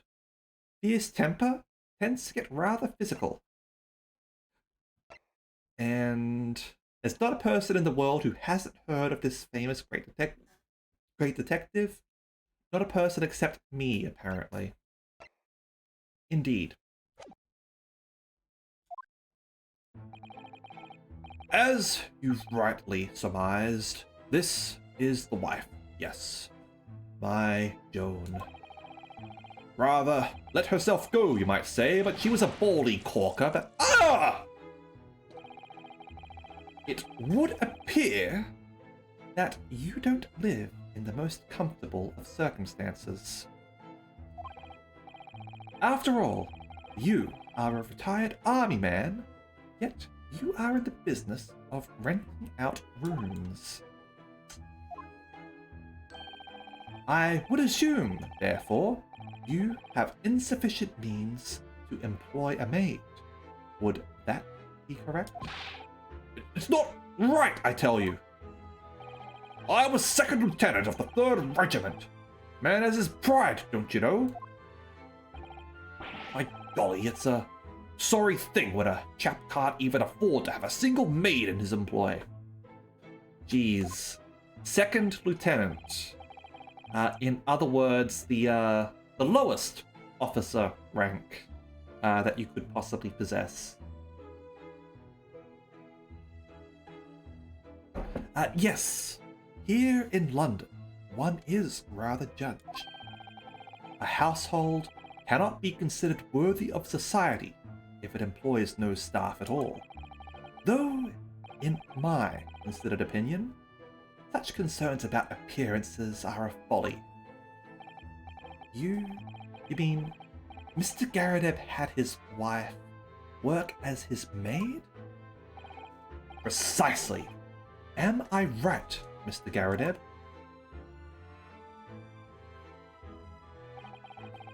Only in company, obviously. Listen here. This must remain a secret. Tip-top secret, please.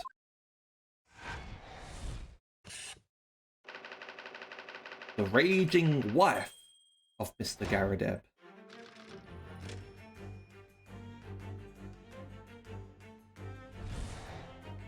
Ah, so his wife was chewing on the carpet. I see, it all makes sense now. Now, Mr. Garadeb. It is plainly clear that you still have deep feelings for this formidable beast. Indeed, in that blithe pose, the stress this loss has caused you is veritably tangible. Your head weighs heavy on your shoulders.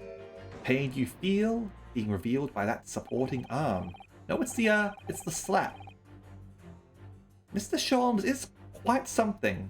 He's still calling Mr. Garadeb's wife a beast. Yes, as a woman, that feels rather uncomfortable.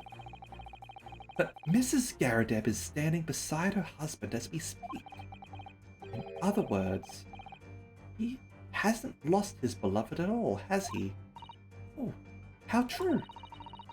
So, perhaps that supporting arm that seems to be propping up his head has some other significance then. According to Mr. Sholmes, Mr. Garadeb's pain is tangible, though. What would that pose of his really signify? All right.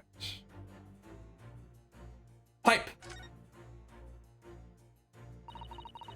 It's a very large pipe, isn't it? Yes.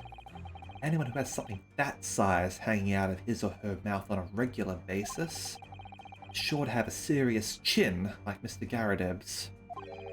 But what's that white binding around it all about? Maybe it got broken at some point.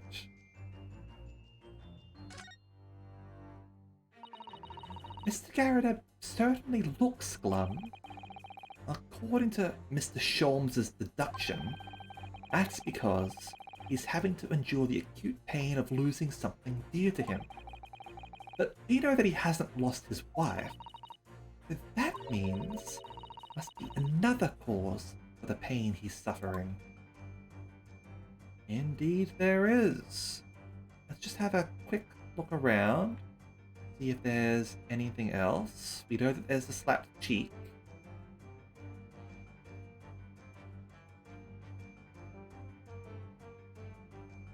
Alright, let's go with that then. Why? Look at that bright red mark.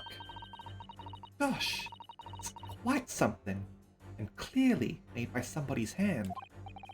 Yes, Mr. Garrideb has been slapped on the face, it seems. Hard. I've never seen such a clearly defined mark. Whoever could have done such a thing? Well, there's a very limited number of candidates, I'd say. Present!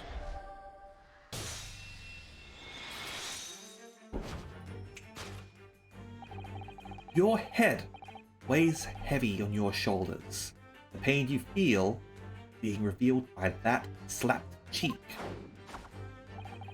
And of course, the deliverer of that impressive mark on your cheek that refuses to fade was you, Madame Joan Garrideb. Well, yes.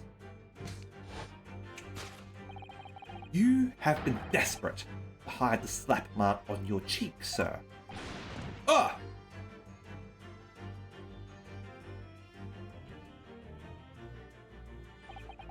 How the blazes? How did you work that out, man? Nothing escapes the notice of one trained in the art of observation, my dear fellow. That's why you haven't looked directly at us even once. To keep your other side from view. Well, Now, let us proceed to the next conundrum. Why were you subjected to such a violent slap? In other words, we must ask ourselves, what caused Madame Garrideb to fly into a rage? And we need only follow the direction of your gaze to find the answer. Yes, it is this pile of bills that has given rise to the pain that you suffer. Did Mr. Sholmes say that the bills were all for lion fodder? Yes, but now we've established that the lion never existed, which can only mean that the thing responsible for gobbling up all that food was Mr. Garrideb's wife. Mr. Naruhodo, she's a person, not a thing. Yes, well, she's also a person who gave her husband a mighty slap round the face. One so hard that it left a perfect hand mark, in fact. Yes? But why would a woman want to hit her husband with such force, I wonder? I'd love to know the answer to that question. Okay. That's what I thought. There's another woman in this.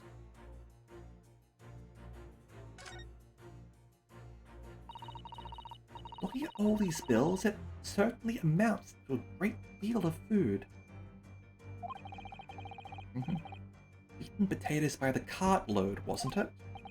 Well, looking at the two of them, you can tell immediately who eats the lion's share in this household. Well, at least we're no longer talking about an actual lion anymore. Okay. Stack of books. There are a lot of books stacked up on the shelf here. Look. All novels that I've never heard of. It would appear somebody has purchased them all from a second-hand bookshop. I think Mr. Garrideb is something of a book lover.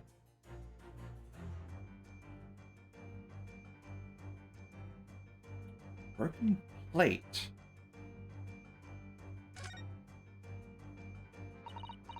Yeah, this plate has been smashed to bits. Nobody seems inclined to tidy up the mess. Perhaps it's, some sort of high art. Really, Mr. Naruhodo? Well, anybody who has a cannon on display in the living room is clearly a little eccentric. Yes, let's call it eccentricity. Bookmark. Ah, somebody must be reading this book at the moment. And there's a bookmark here, look. Mr. Garadeb is clearly an avid reader. Oh, wait a minute. I don't think that this is a bookmark. Oh no, so it isn't. It's a note written in a woman's hand. Oh, James, I love you. Yours, Mary. And look next to the signature here. Lip marks, made with lipstick. Oh, what a passionate and romantic gesture. Don't get any ideas, Susato-san. Oh dear, I'm sorry. So this bookmark is actually a love note then. Love note. Did anything change about this now that it got relabeled? This card that looks like it's being used as a bookmark is actually a love note. Yes, reading, "Oh James, I love you, yours, Mary." Mrs. Garadeb's first name is Joan, isn't it? Yes. I believe we may be heading into dangerous territory here. Very conspicuous, after all, isn't it? You mean the bright red lips next to the woman's signature? Yes. It's the first thing you notice, of course, and it rather makes your heart skip a beat. Take that! Present!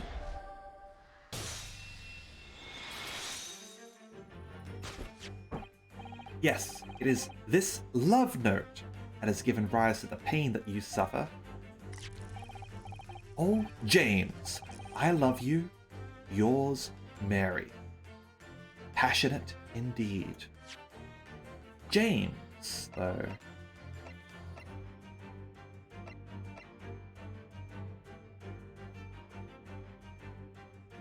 James. Isn't James Moriarty?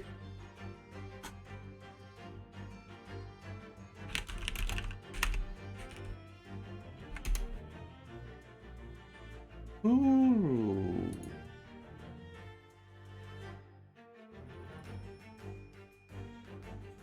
All right.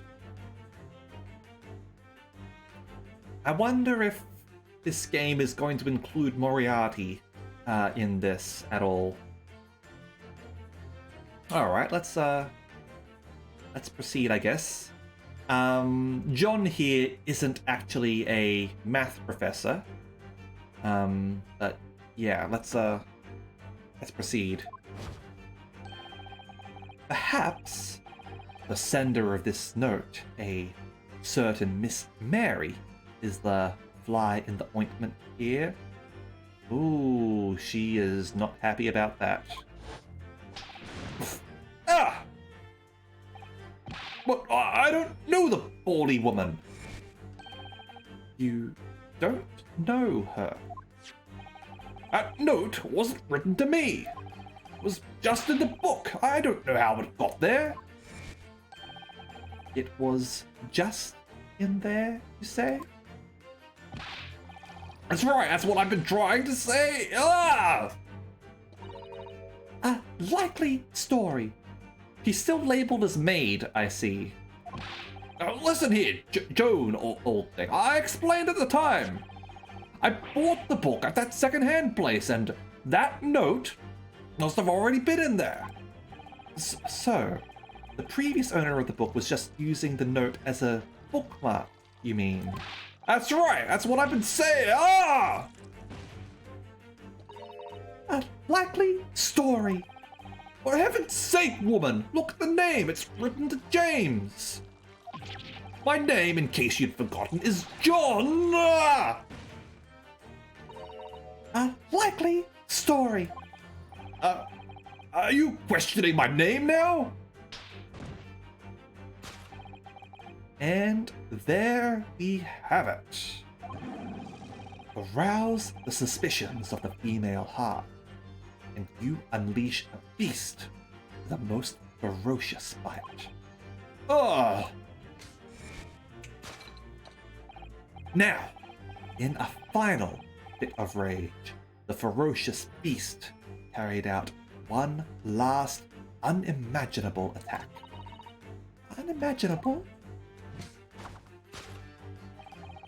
Aftermath of which can be clearly seen by observing the carpet over there.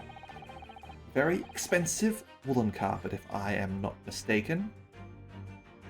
It looks like it was burned, actually. Looks like there's a candle there and some scorch marks. Oh, dearie me.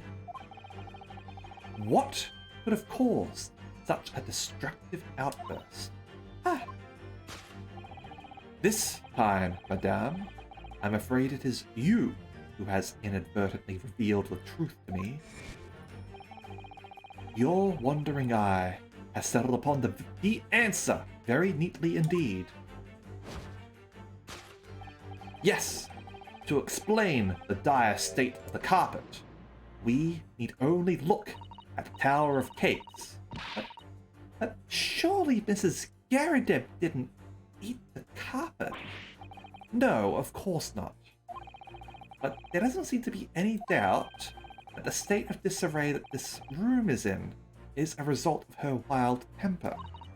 No, that's true. So this is the last part of Mr. Sholmes' deduction that we need to fix. We'd only follow Mrs. Garrideb's gaze, and that will tell us the real answer. Alright, well, let's see what we can see. Yes!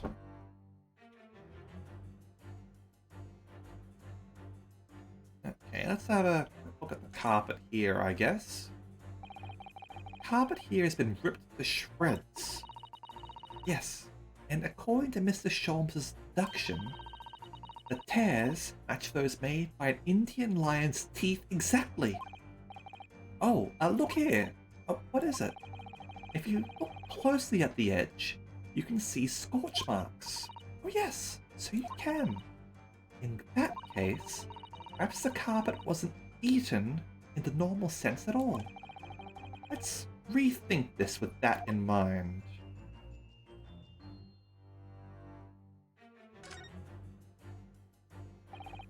Carpet here has been ripped to shreds. No. Sorry, I thought it would give a tick. Never mind, that's okay, circus handbill, Tower of Cakes, candlestick. Ah, there we go. Missing candle. It's lying over there. Alright. I think we've cracked this case.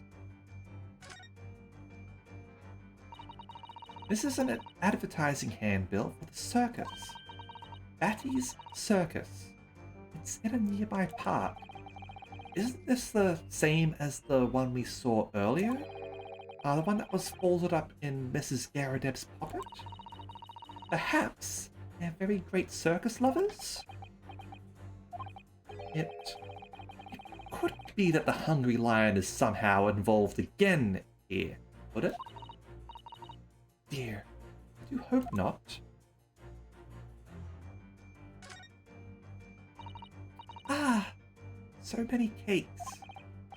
Ah, is that all you can think about?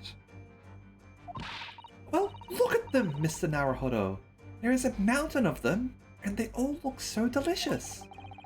It's more of a tower than a mountain, I'd say. It's a mountain, and it's my hope that one day, in our very homeland, I will be able to perform the tea ceremony at the foot of such a mountain. It's definitely a tower. Alright. Nothing else to look at? Candlestick. This looks like a very old candlestick, doesn't it? Base looks too small. Surely it's very unstable. Looks to me that even the slightest knock would make it topple over. Oh dear, that would be dangerous. Wait, take a closer look at this. There's one candle missing. Yes, I didn't notice that before. Why is that, I wonder? Why is one candle of the three missing from its holder?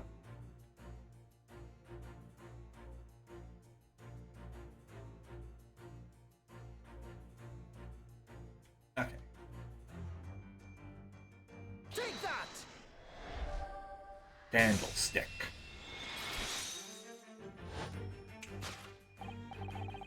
Yes, to explain the dire state of the carpet, we need only look at the candlestick. Most illuminating, my dear fellow, and of course, the only possible way out this logical labyrinth. Yes, the remnants of a ferocious attack in which the carpet was devoured are clearly visible. Indeed they are. The scorch marks at the edge clearly give the truth away. Scorch marks? It would appear that this room was the scene of a little marital altercation. Mrs.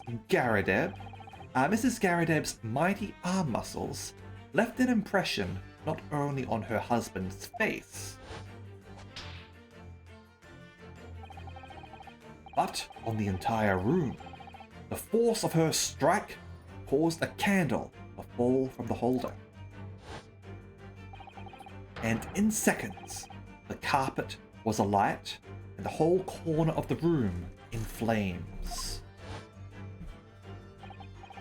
Yes, For the most ferocious beast in this world is neither a violent lion nor a vengeful woman, but fire. And in this room, the ferocious beast bared its claws and ran amok. Eloquently put, my dear fellow. So you see, there is but one conclusion here.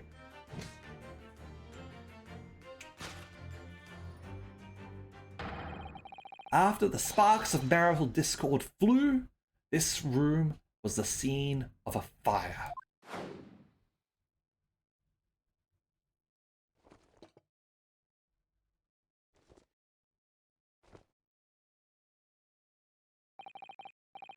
Mr. Sholmes, sir, I salute you! Up, up.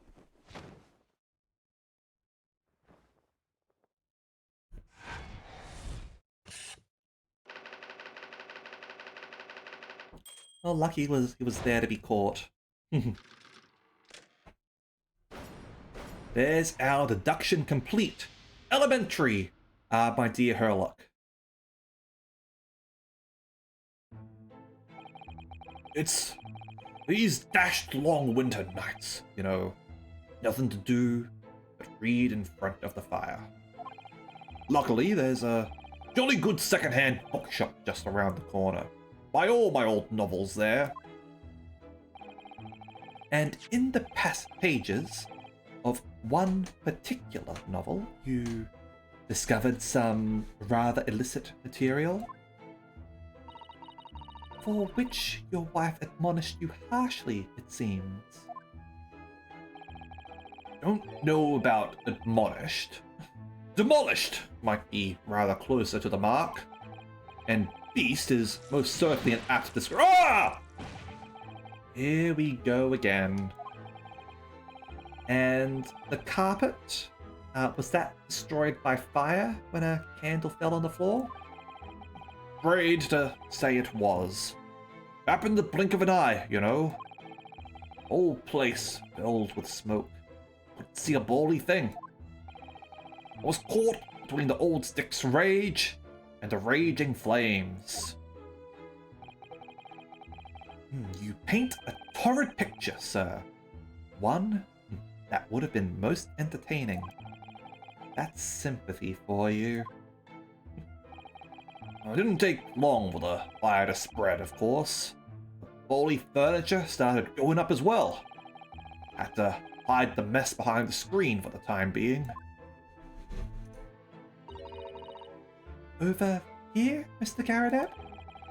Well, you have nothing more to hide now. If you'll allow me.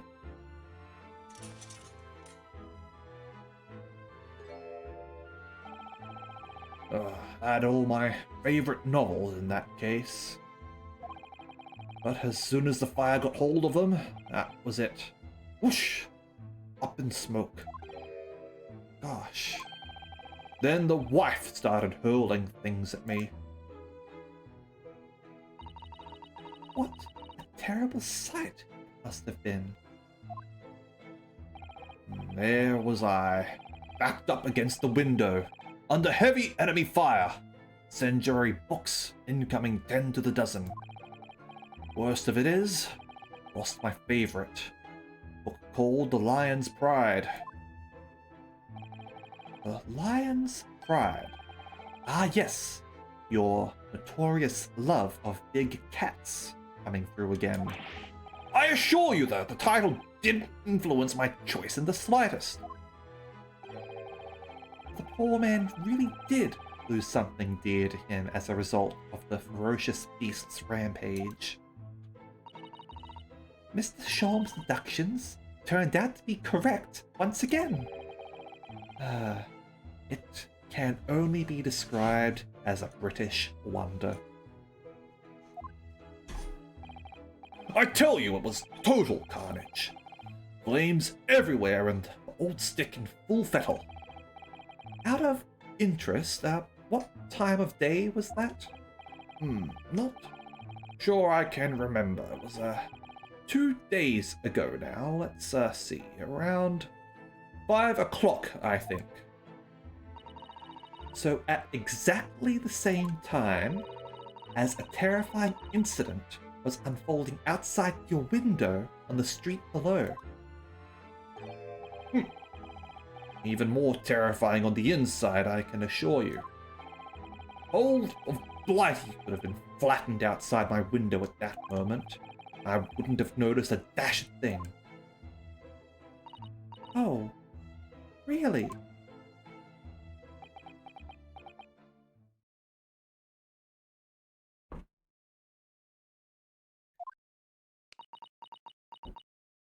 She's finally got her name now.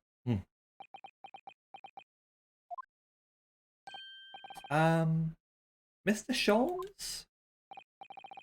Yes, Mr. Naruhodo. What can I do for you? Well, I think we've got to the bottom of Mr. Garadeb's situation now. What does it have to do with Mr. Natsume's circumstances? I can't help you there, I'm afraid. What? My dear fellow, if you recall, I did say as much from the outset. I warned you that although I knew the retired army man to be hiding something, I could not be sure whether his secret would prove to be of relevance or not.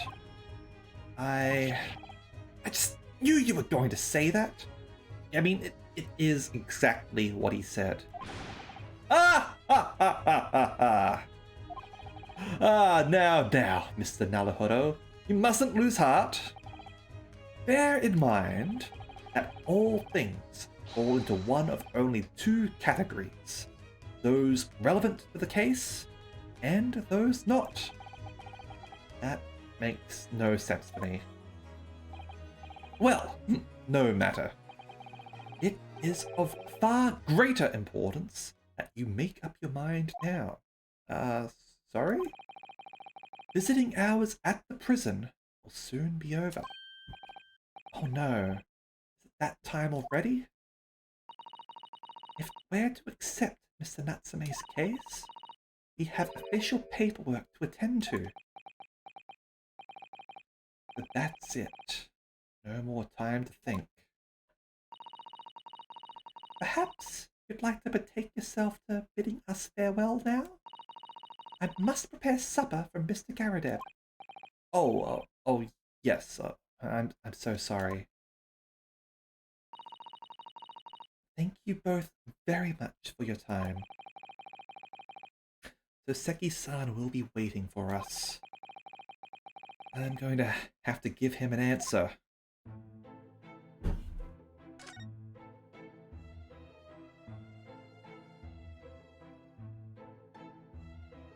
We can have a look at this properly now.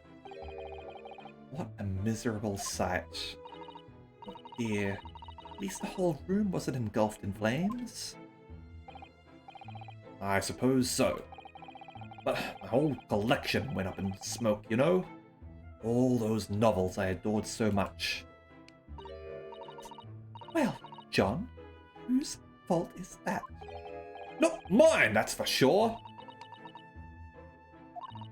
Well, whoever may or may not be to blame, I'm quite sure you can buy some new old books to replace them, can't you? New old books? Holy nonsense.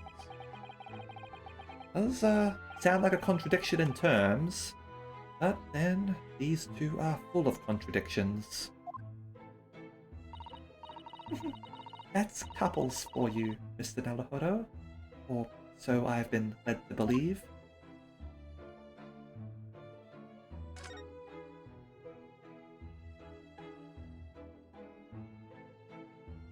They have anything else? I'm terribly sorry, Mr. Narrowhollow, but I'm afraid it's supper time now. I'll have to ask you to leave. Oh, yes, I'm sorry. If we linger too long, Mrs. Garadeb will start pouring tea again. Oh, no one wants that. Alright, shall we go then? No doubt Soseki-san is beside himself in his cell, waiting for us to return.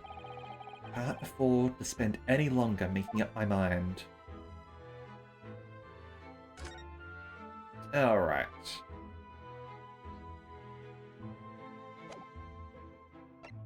Let's, move on out, shall we?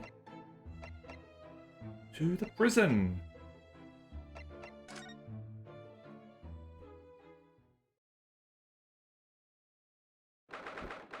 19th February, Briar Road. It's time, Mr. Naruhodo.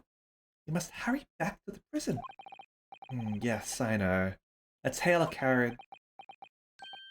Oh. What's the matter? Looks like something's going on over there in front of the Garadeb's house.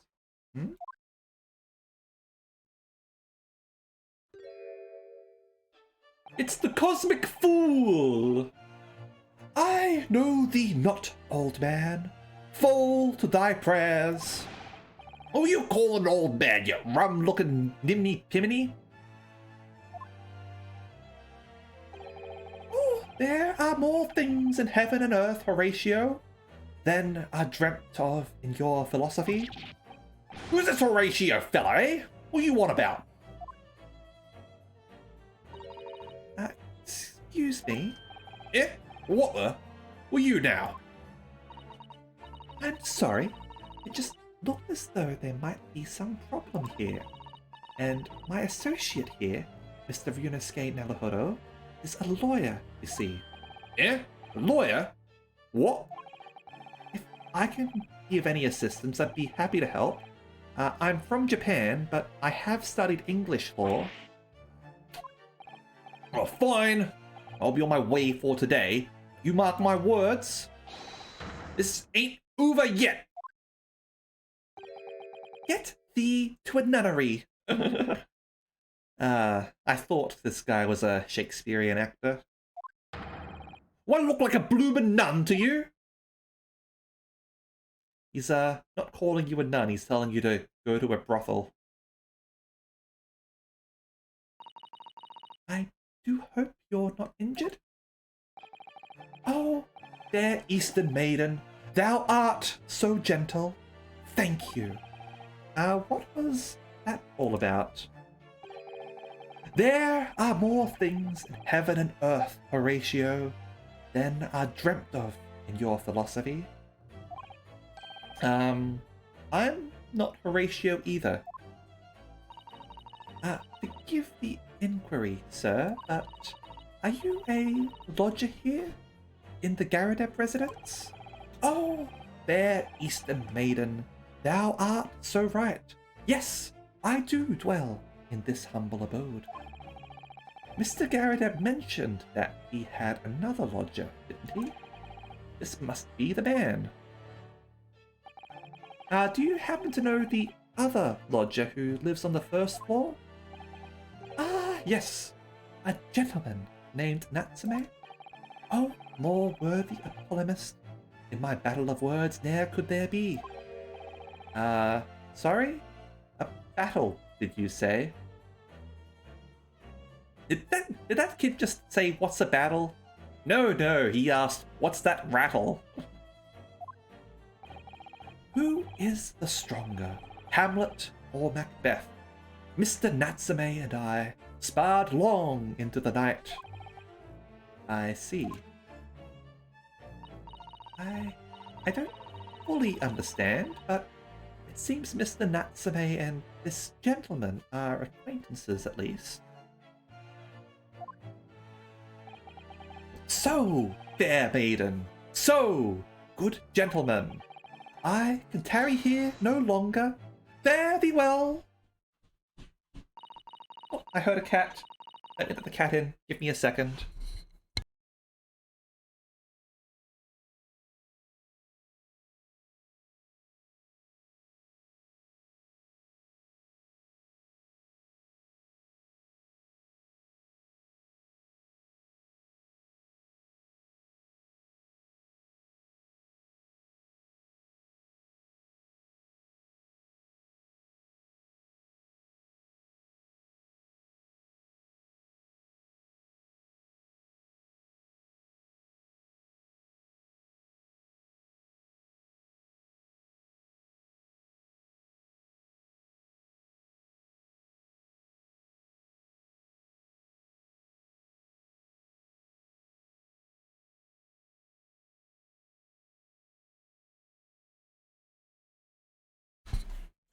Alright.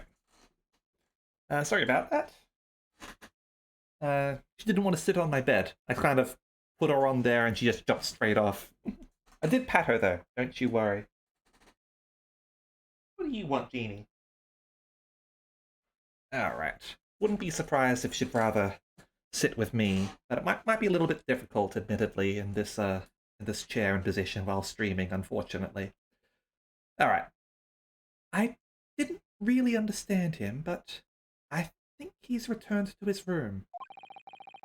Seems he's unaware of what's happened to Mr. Natsume, so he can't really help us. With Soseki-san and that man as lodgers, Garadeb House is certainly full of eccentrics. Anyway, I'll go and find a carriage. Yes, I'm sure Mr. Natsume is eagerly awaiting our return. Let's hope we can get to the prison before visiting hours are over.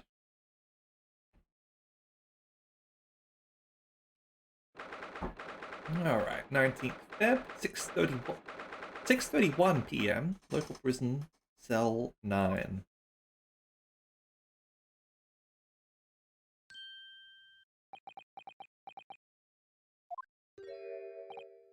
Oh, it's you. You're here. You came. Locum student, Mr. Naruhodo, Esquire. I can't believe you came back. I'm so touched.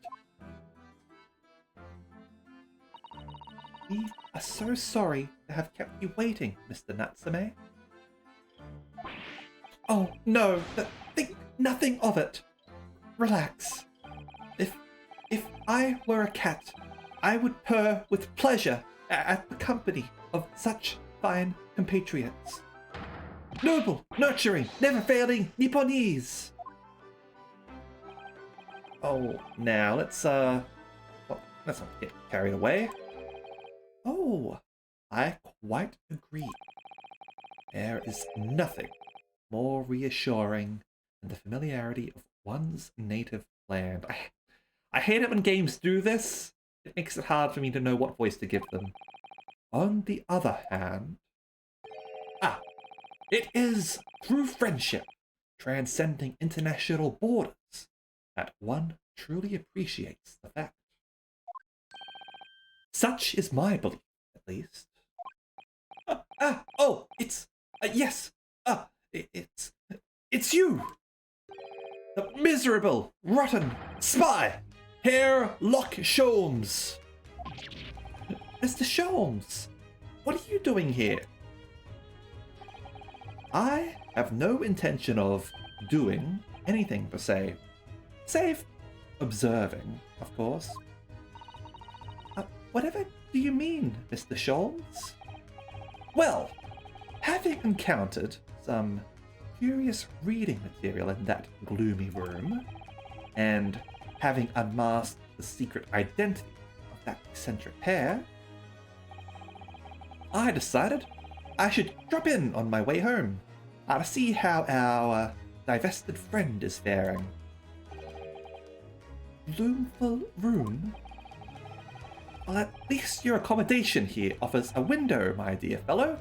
In that sense, it is the superior option. Anyway, I must commend you on your taste in books. My day has been a delight and cost me not a penny. Ah! You! How dare you, Herr Loch Sholmes!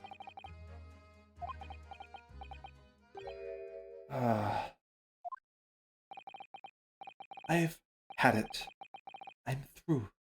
I'm at the end of my rope. Meow. Meow. I should never have come to Great Britain. It was a terrible mistake. Haunted by spirits in those accursed lodgings. No doubt my luck will be cursed in tomorrow's trial as well. My whole life is bedamned! What are you thinking, Mr. Naruhodo? He mentioned that once before, didn't he? That his lodgings were cursed, I mean. And there is much truth in Mr. Mustache's words. But what? Cursed is a wholly appropriate description, I would say, for the man's lodgings, and indeed for tomorrow's trial. What's that supposed to mean?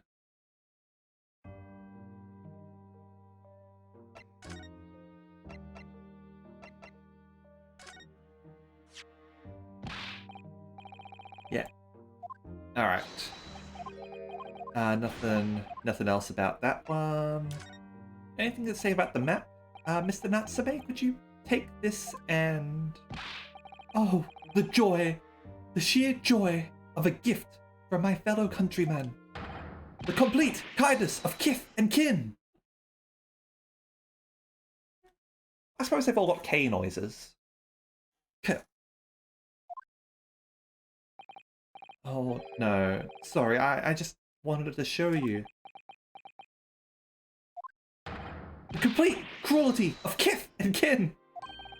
Oops. How about this here? I found this receipt in your room, Mr. Natsume. That's right. I went out to buy some new old books. Is that a contradiction in terms? Didn't we already talk about this? And it was on your way back to your room that you saw the woman being stabbed? She's dead, I thought to myself. She's dead! My mind went completely blank. But before I knew it, I was back in my room, trembling like a leaf. The bookworm hoping to worm his way out of a bad situation? Mr. Naruhodo, please do be careful not to think such disparaging thoughts. How could you possibly know? He's a mind reader. Well, let us move out of here. Hey, sure, we've asked everything we need to. Okay, let's converse. Person trial.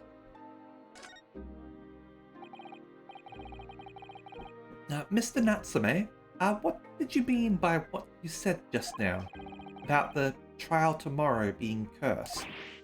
Oh no, why? Why are you looking so grave? You're making me nervous. I was just getting carried away. That's all. I didn't mean anything by it. Oh, I see. That's really agitated him. You don't mean that the trial really is cursed somehow? Are you referring to the prosecutor? The Reaper of the Bailey? The Reaper? Oh no. What do you mean? Please, tell me! Summarize it succinctly, in 16 salient words! This reminds me of One Punch Man. Look, just summarize everything in 25 words or less. I don't care. No defendant has ever survived a trial in which the Reaper stands for the prosecution ever. 1, 2, 3, 4, 5, 6, 7, 8, 9, 10, 11, 12, 13, 14, 15, 16! Oh my goodness! Can it really be true? That was 16 words exactly! Yesterday, Mr. Naruhodo successfully defended someone against the Reaper. But then, after the trial was over, the defendant passed away in unusual circumstances. Mr. McGilded. What?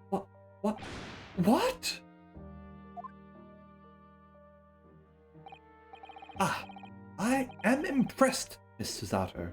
You have an eye for detail. Actually, the Lord Chief Justice told us. Mr. Sholmes, surely it can't be that having failed to have the accused convicted... Hold on a second. M. Moriarty. It's not James, but it's an M still.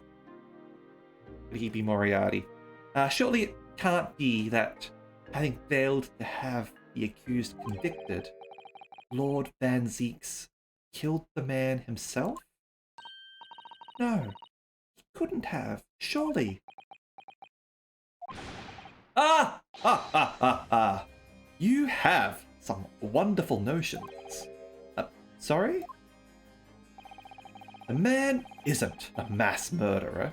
He's a court prosecutor, my dear fellow. It's not like a prosecutor would murder someone ever, would they? It's not like there have ever been any prosecutors in these games who have committed murder. Oh, yes.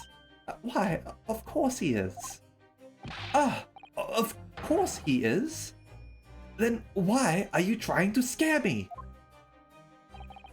It could be said, however, that the real truth about the man is even more terrifying than your hypothesis.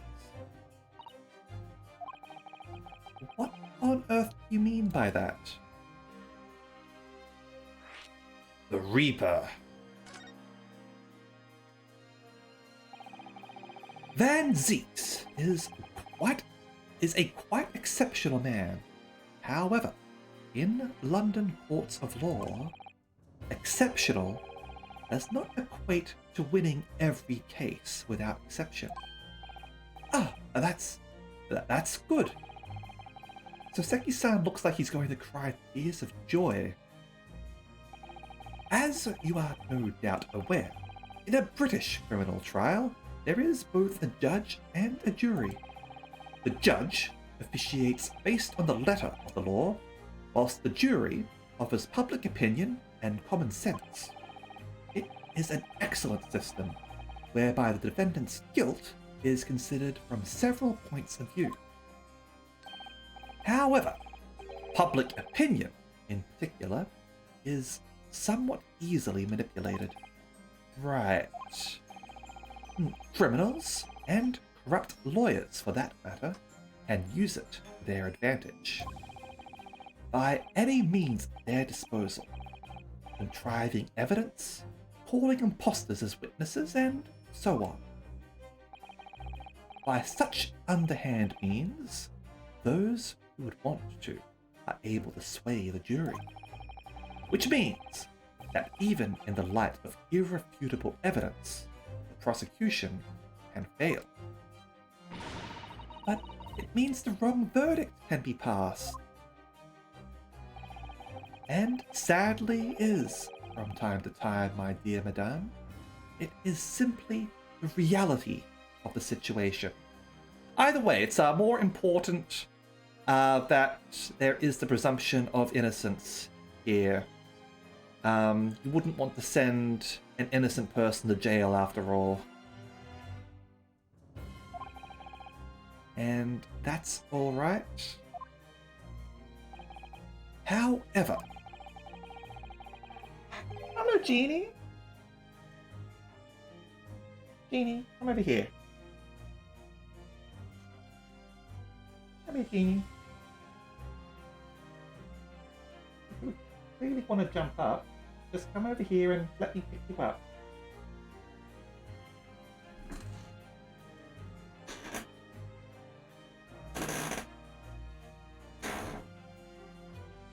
Oh, she's running off. Alright. Those indicted by Lord Van Zeeks cannot escape justice. Their fate is sealed. Oh my. Though the adjudication may see them leave the courtroom with their freedom, within months they all disappear. It is most striking. Disappear? But how? Ah, by all manner of misfortune, sir. Perhaps they are trampled under a passing carriage. Perhaps they fall into the Thames and drown. Perhaps they are suddenly overcome by a raging fever. Or perhaps attacked by highwaymen. Oh, no. All examples of the reality of events here in London, I'm afraid, Mr. Naruhodo.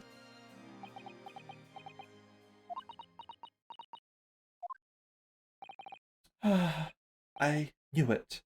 I'm a dead dodo, done for, doomed!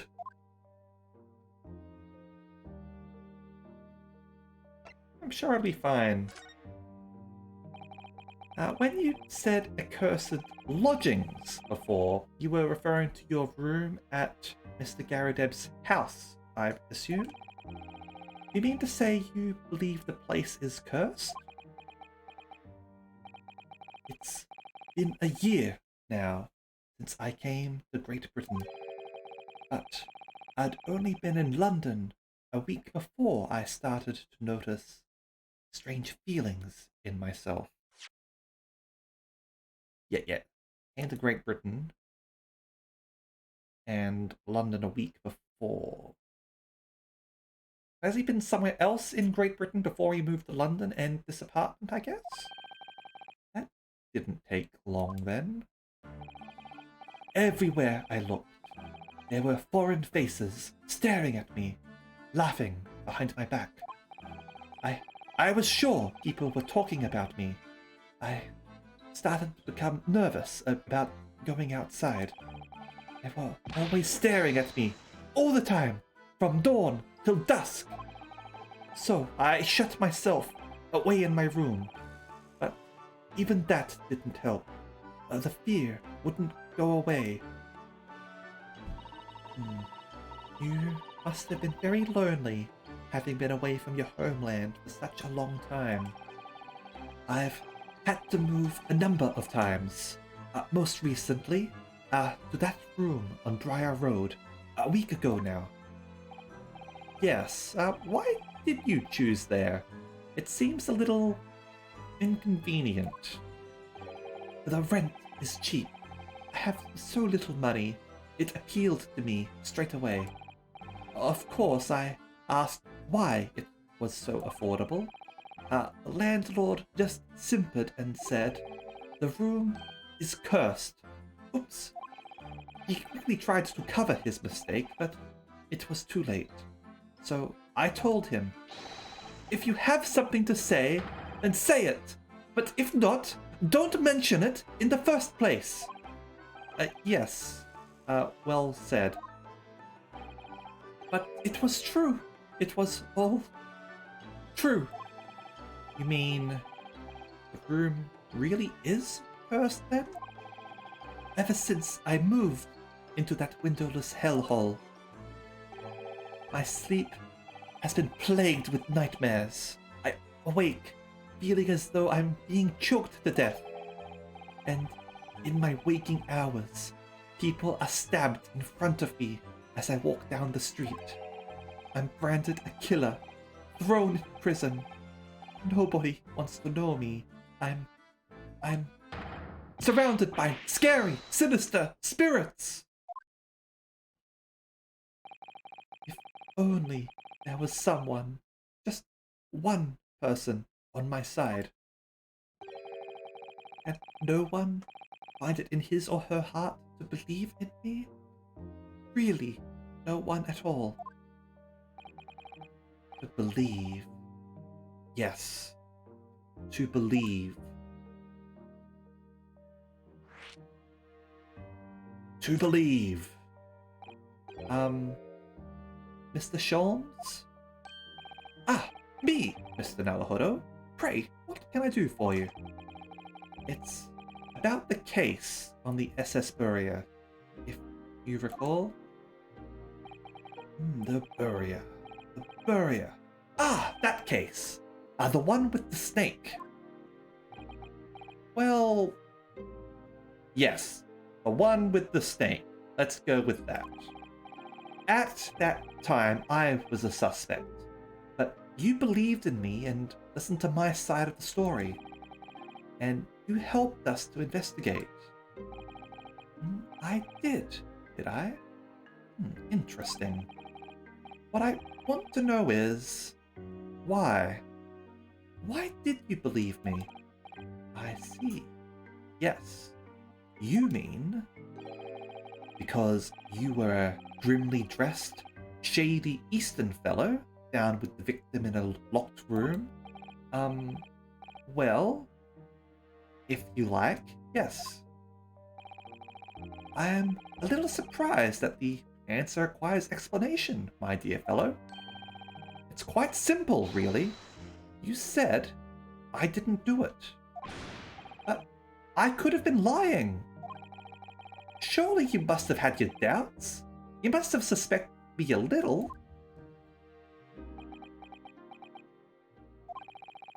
I think perhaps you have misunderstood. I neither recall believing in you, nor in that which you were telling me. What? You see, the only things I believe in are those I choose to believe in. What? What do you mean, Mr. Sholmes? I make up my own mind about what is to be believed and what is not. If I should like to believe in something, I do. The circumstances can hang as far as I am concerned. But I could have betrayed your trust. In that case, I should have made an elementary error of judgment. Nothing more. Betrayal of trust is an overused excuse, in my opinion. Meaning, whether or not one should trust another is in the final analysis, down to oneself. It is a matter of whether or not one can trust oneself. Yes, yes, he's right. He's right. Locum student, Mr. Naruhodo Esquire. Whether or not I can believe myself.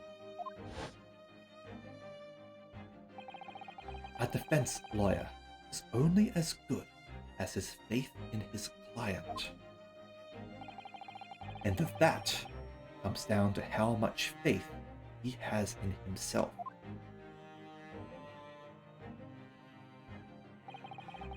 You're so right, Kazuma.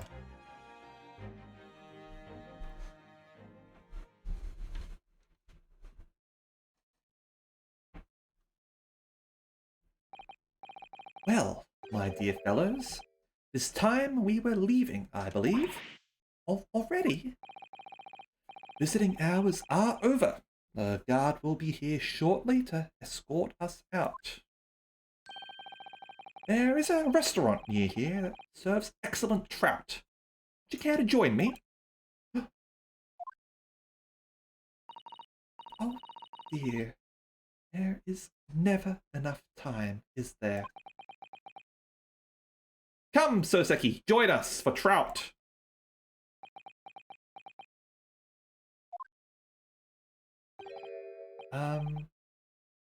Mr. Natsume? If you'd like, in the trial tomorrow, I'd be happy to represent you.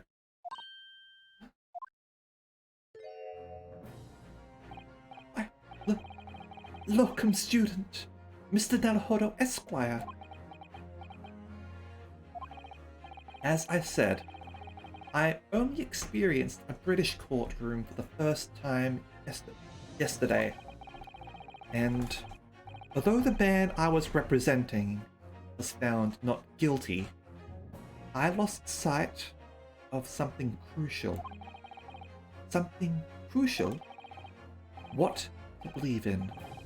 The defendant, justice, or the truth? How to believe, even. But I think I finally worked it out. I've decided I must believe in myself above all else. To trust my instincts. Yes, Mr. Naruhodo. And my instincts are telling me that you, Mr. Natsume, are innocent of this crime. And it's imperative that we prove that in court. Welcome, student, Mr. Naruhodo Esquire. I will fight for your innocence until the bitter end, with every weapon available to me. So, I hope you'll permit me to represent you tomorrow. As I said when we first met, I'd like to entrust my fate to someone who will listen to me in my native tongue. Of course, Mr. Natsume. It would be fair to say, Mr. Naruhodo, that the mind was, in many ways, made up from the outset. You merely needed the events of today to fully realize it. Yes, I think you're right about that. It's been a roundabout journey, but I got there in the end.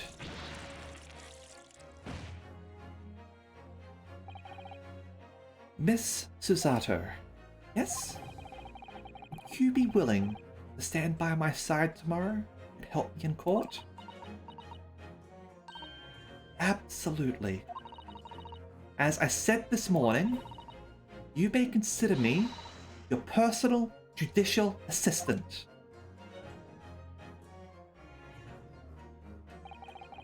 The shocking events of yesterday's trial still weigh heavily on my mind.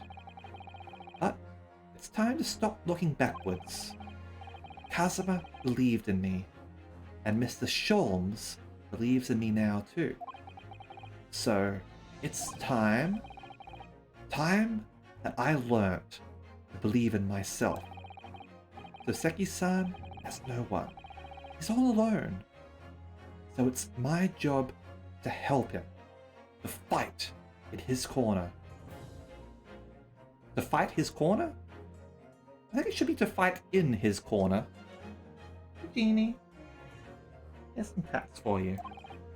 Tomorrow, in the courtroom, with all the strength I can muster.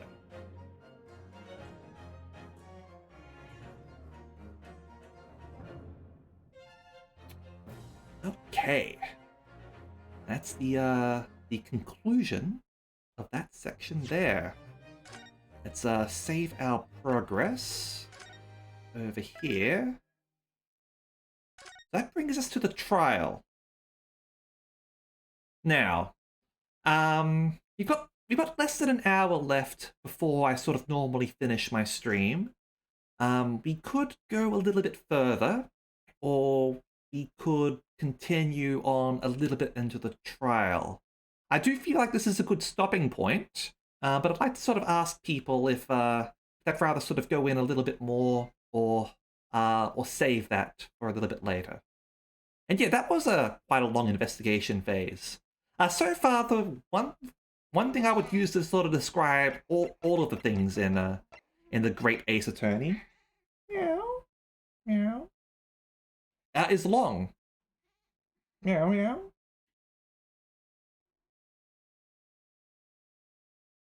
Just go let the cat out. Give me a second.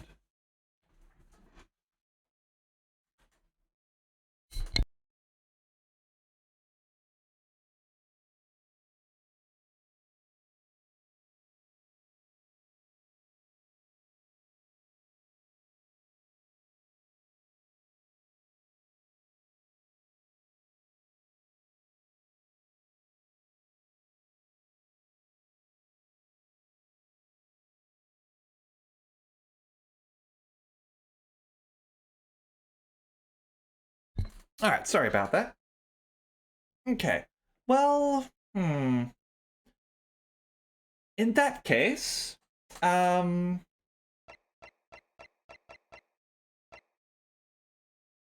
think we'll call it there for the night. Reason being, it's a good stopping point. Be able to sort of start up right from the start without having to sort of recall anything. So we'll conclude things there, okay? We'll be resuming this on Monday, alright? And we'll be straight into the trial. It should be a lot of fun. I'm curious to see what sort of things are going to be offered to us in terms of evidence, because we didn't actually find much, I have to say. We didn't find a lot of evidence at all. So I'm guessing most of the evidence is going to be provided to us by the prosecution. So, going to go raid Commissar Bear, because I want to watch more of the Lobotomy Court playthrough. Last I saw, he was playing... he was doing the core suppression of Tifereth. I don't think he succeeded in that. But so I guess we'll see how things are going. All right. Tomorrow we'll be doing Mass Effect, and Sunday will be more Yakuza. All right. I'll get around to updating my schedule on Discord so people can see what's going on. Okay. So, thank you very much, and I hope to see you all next time. All right. See ya.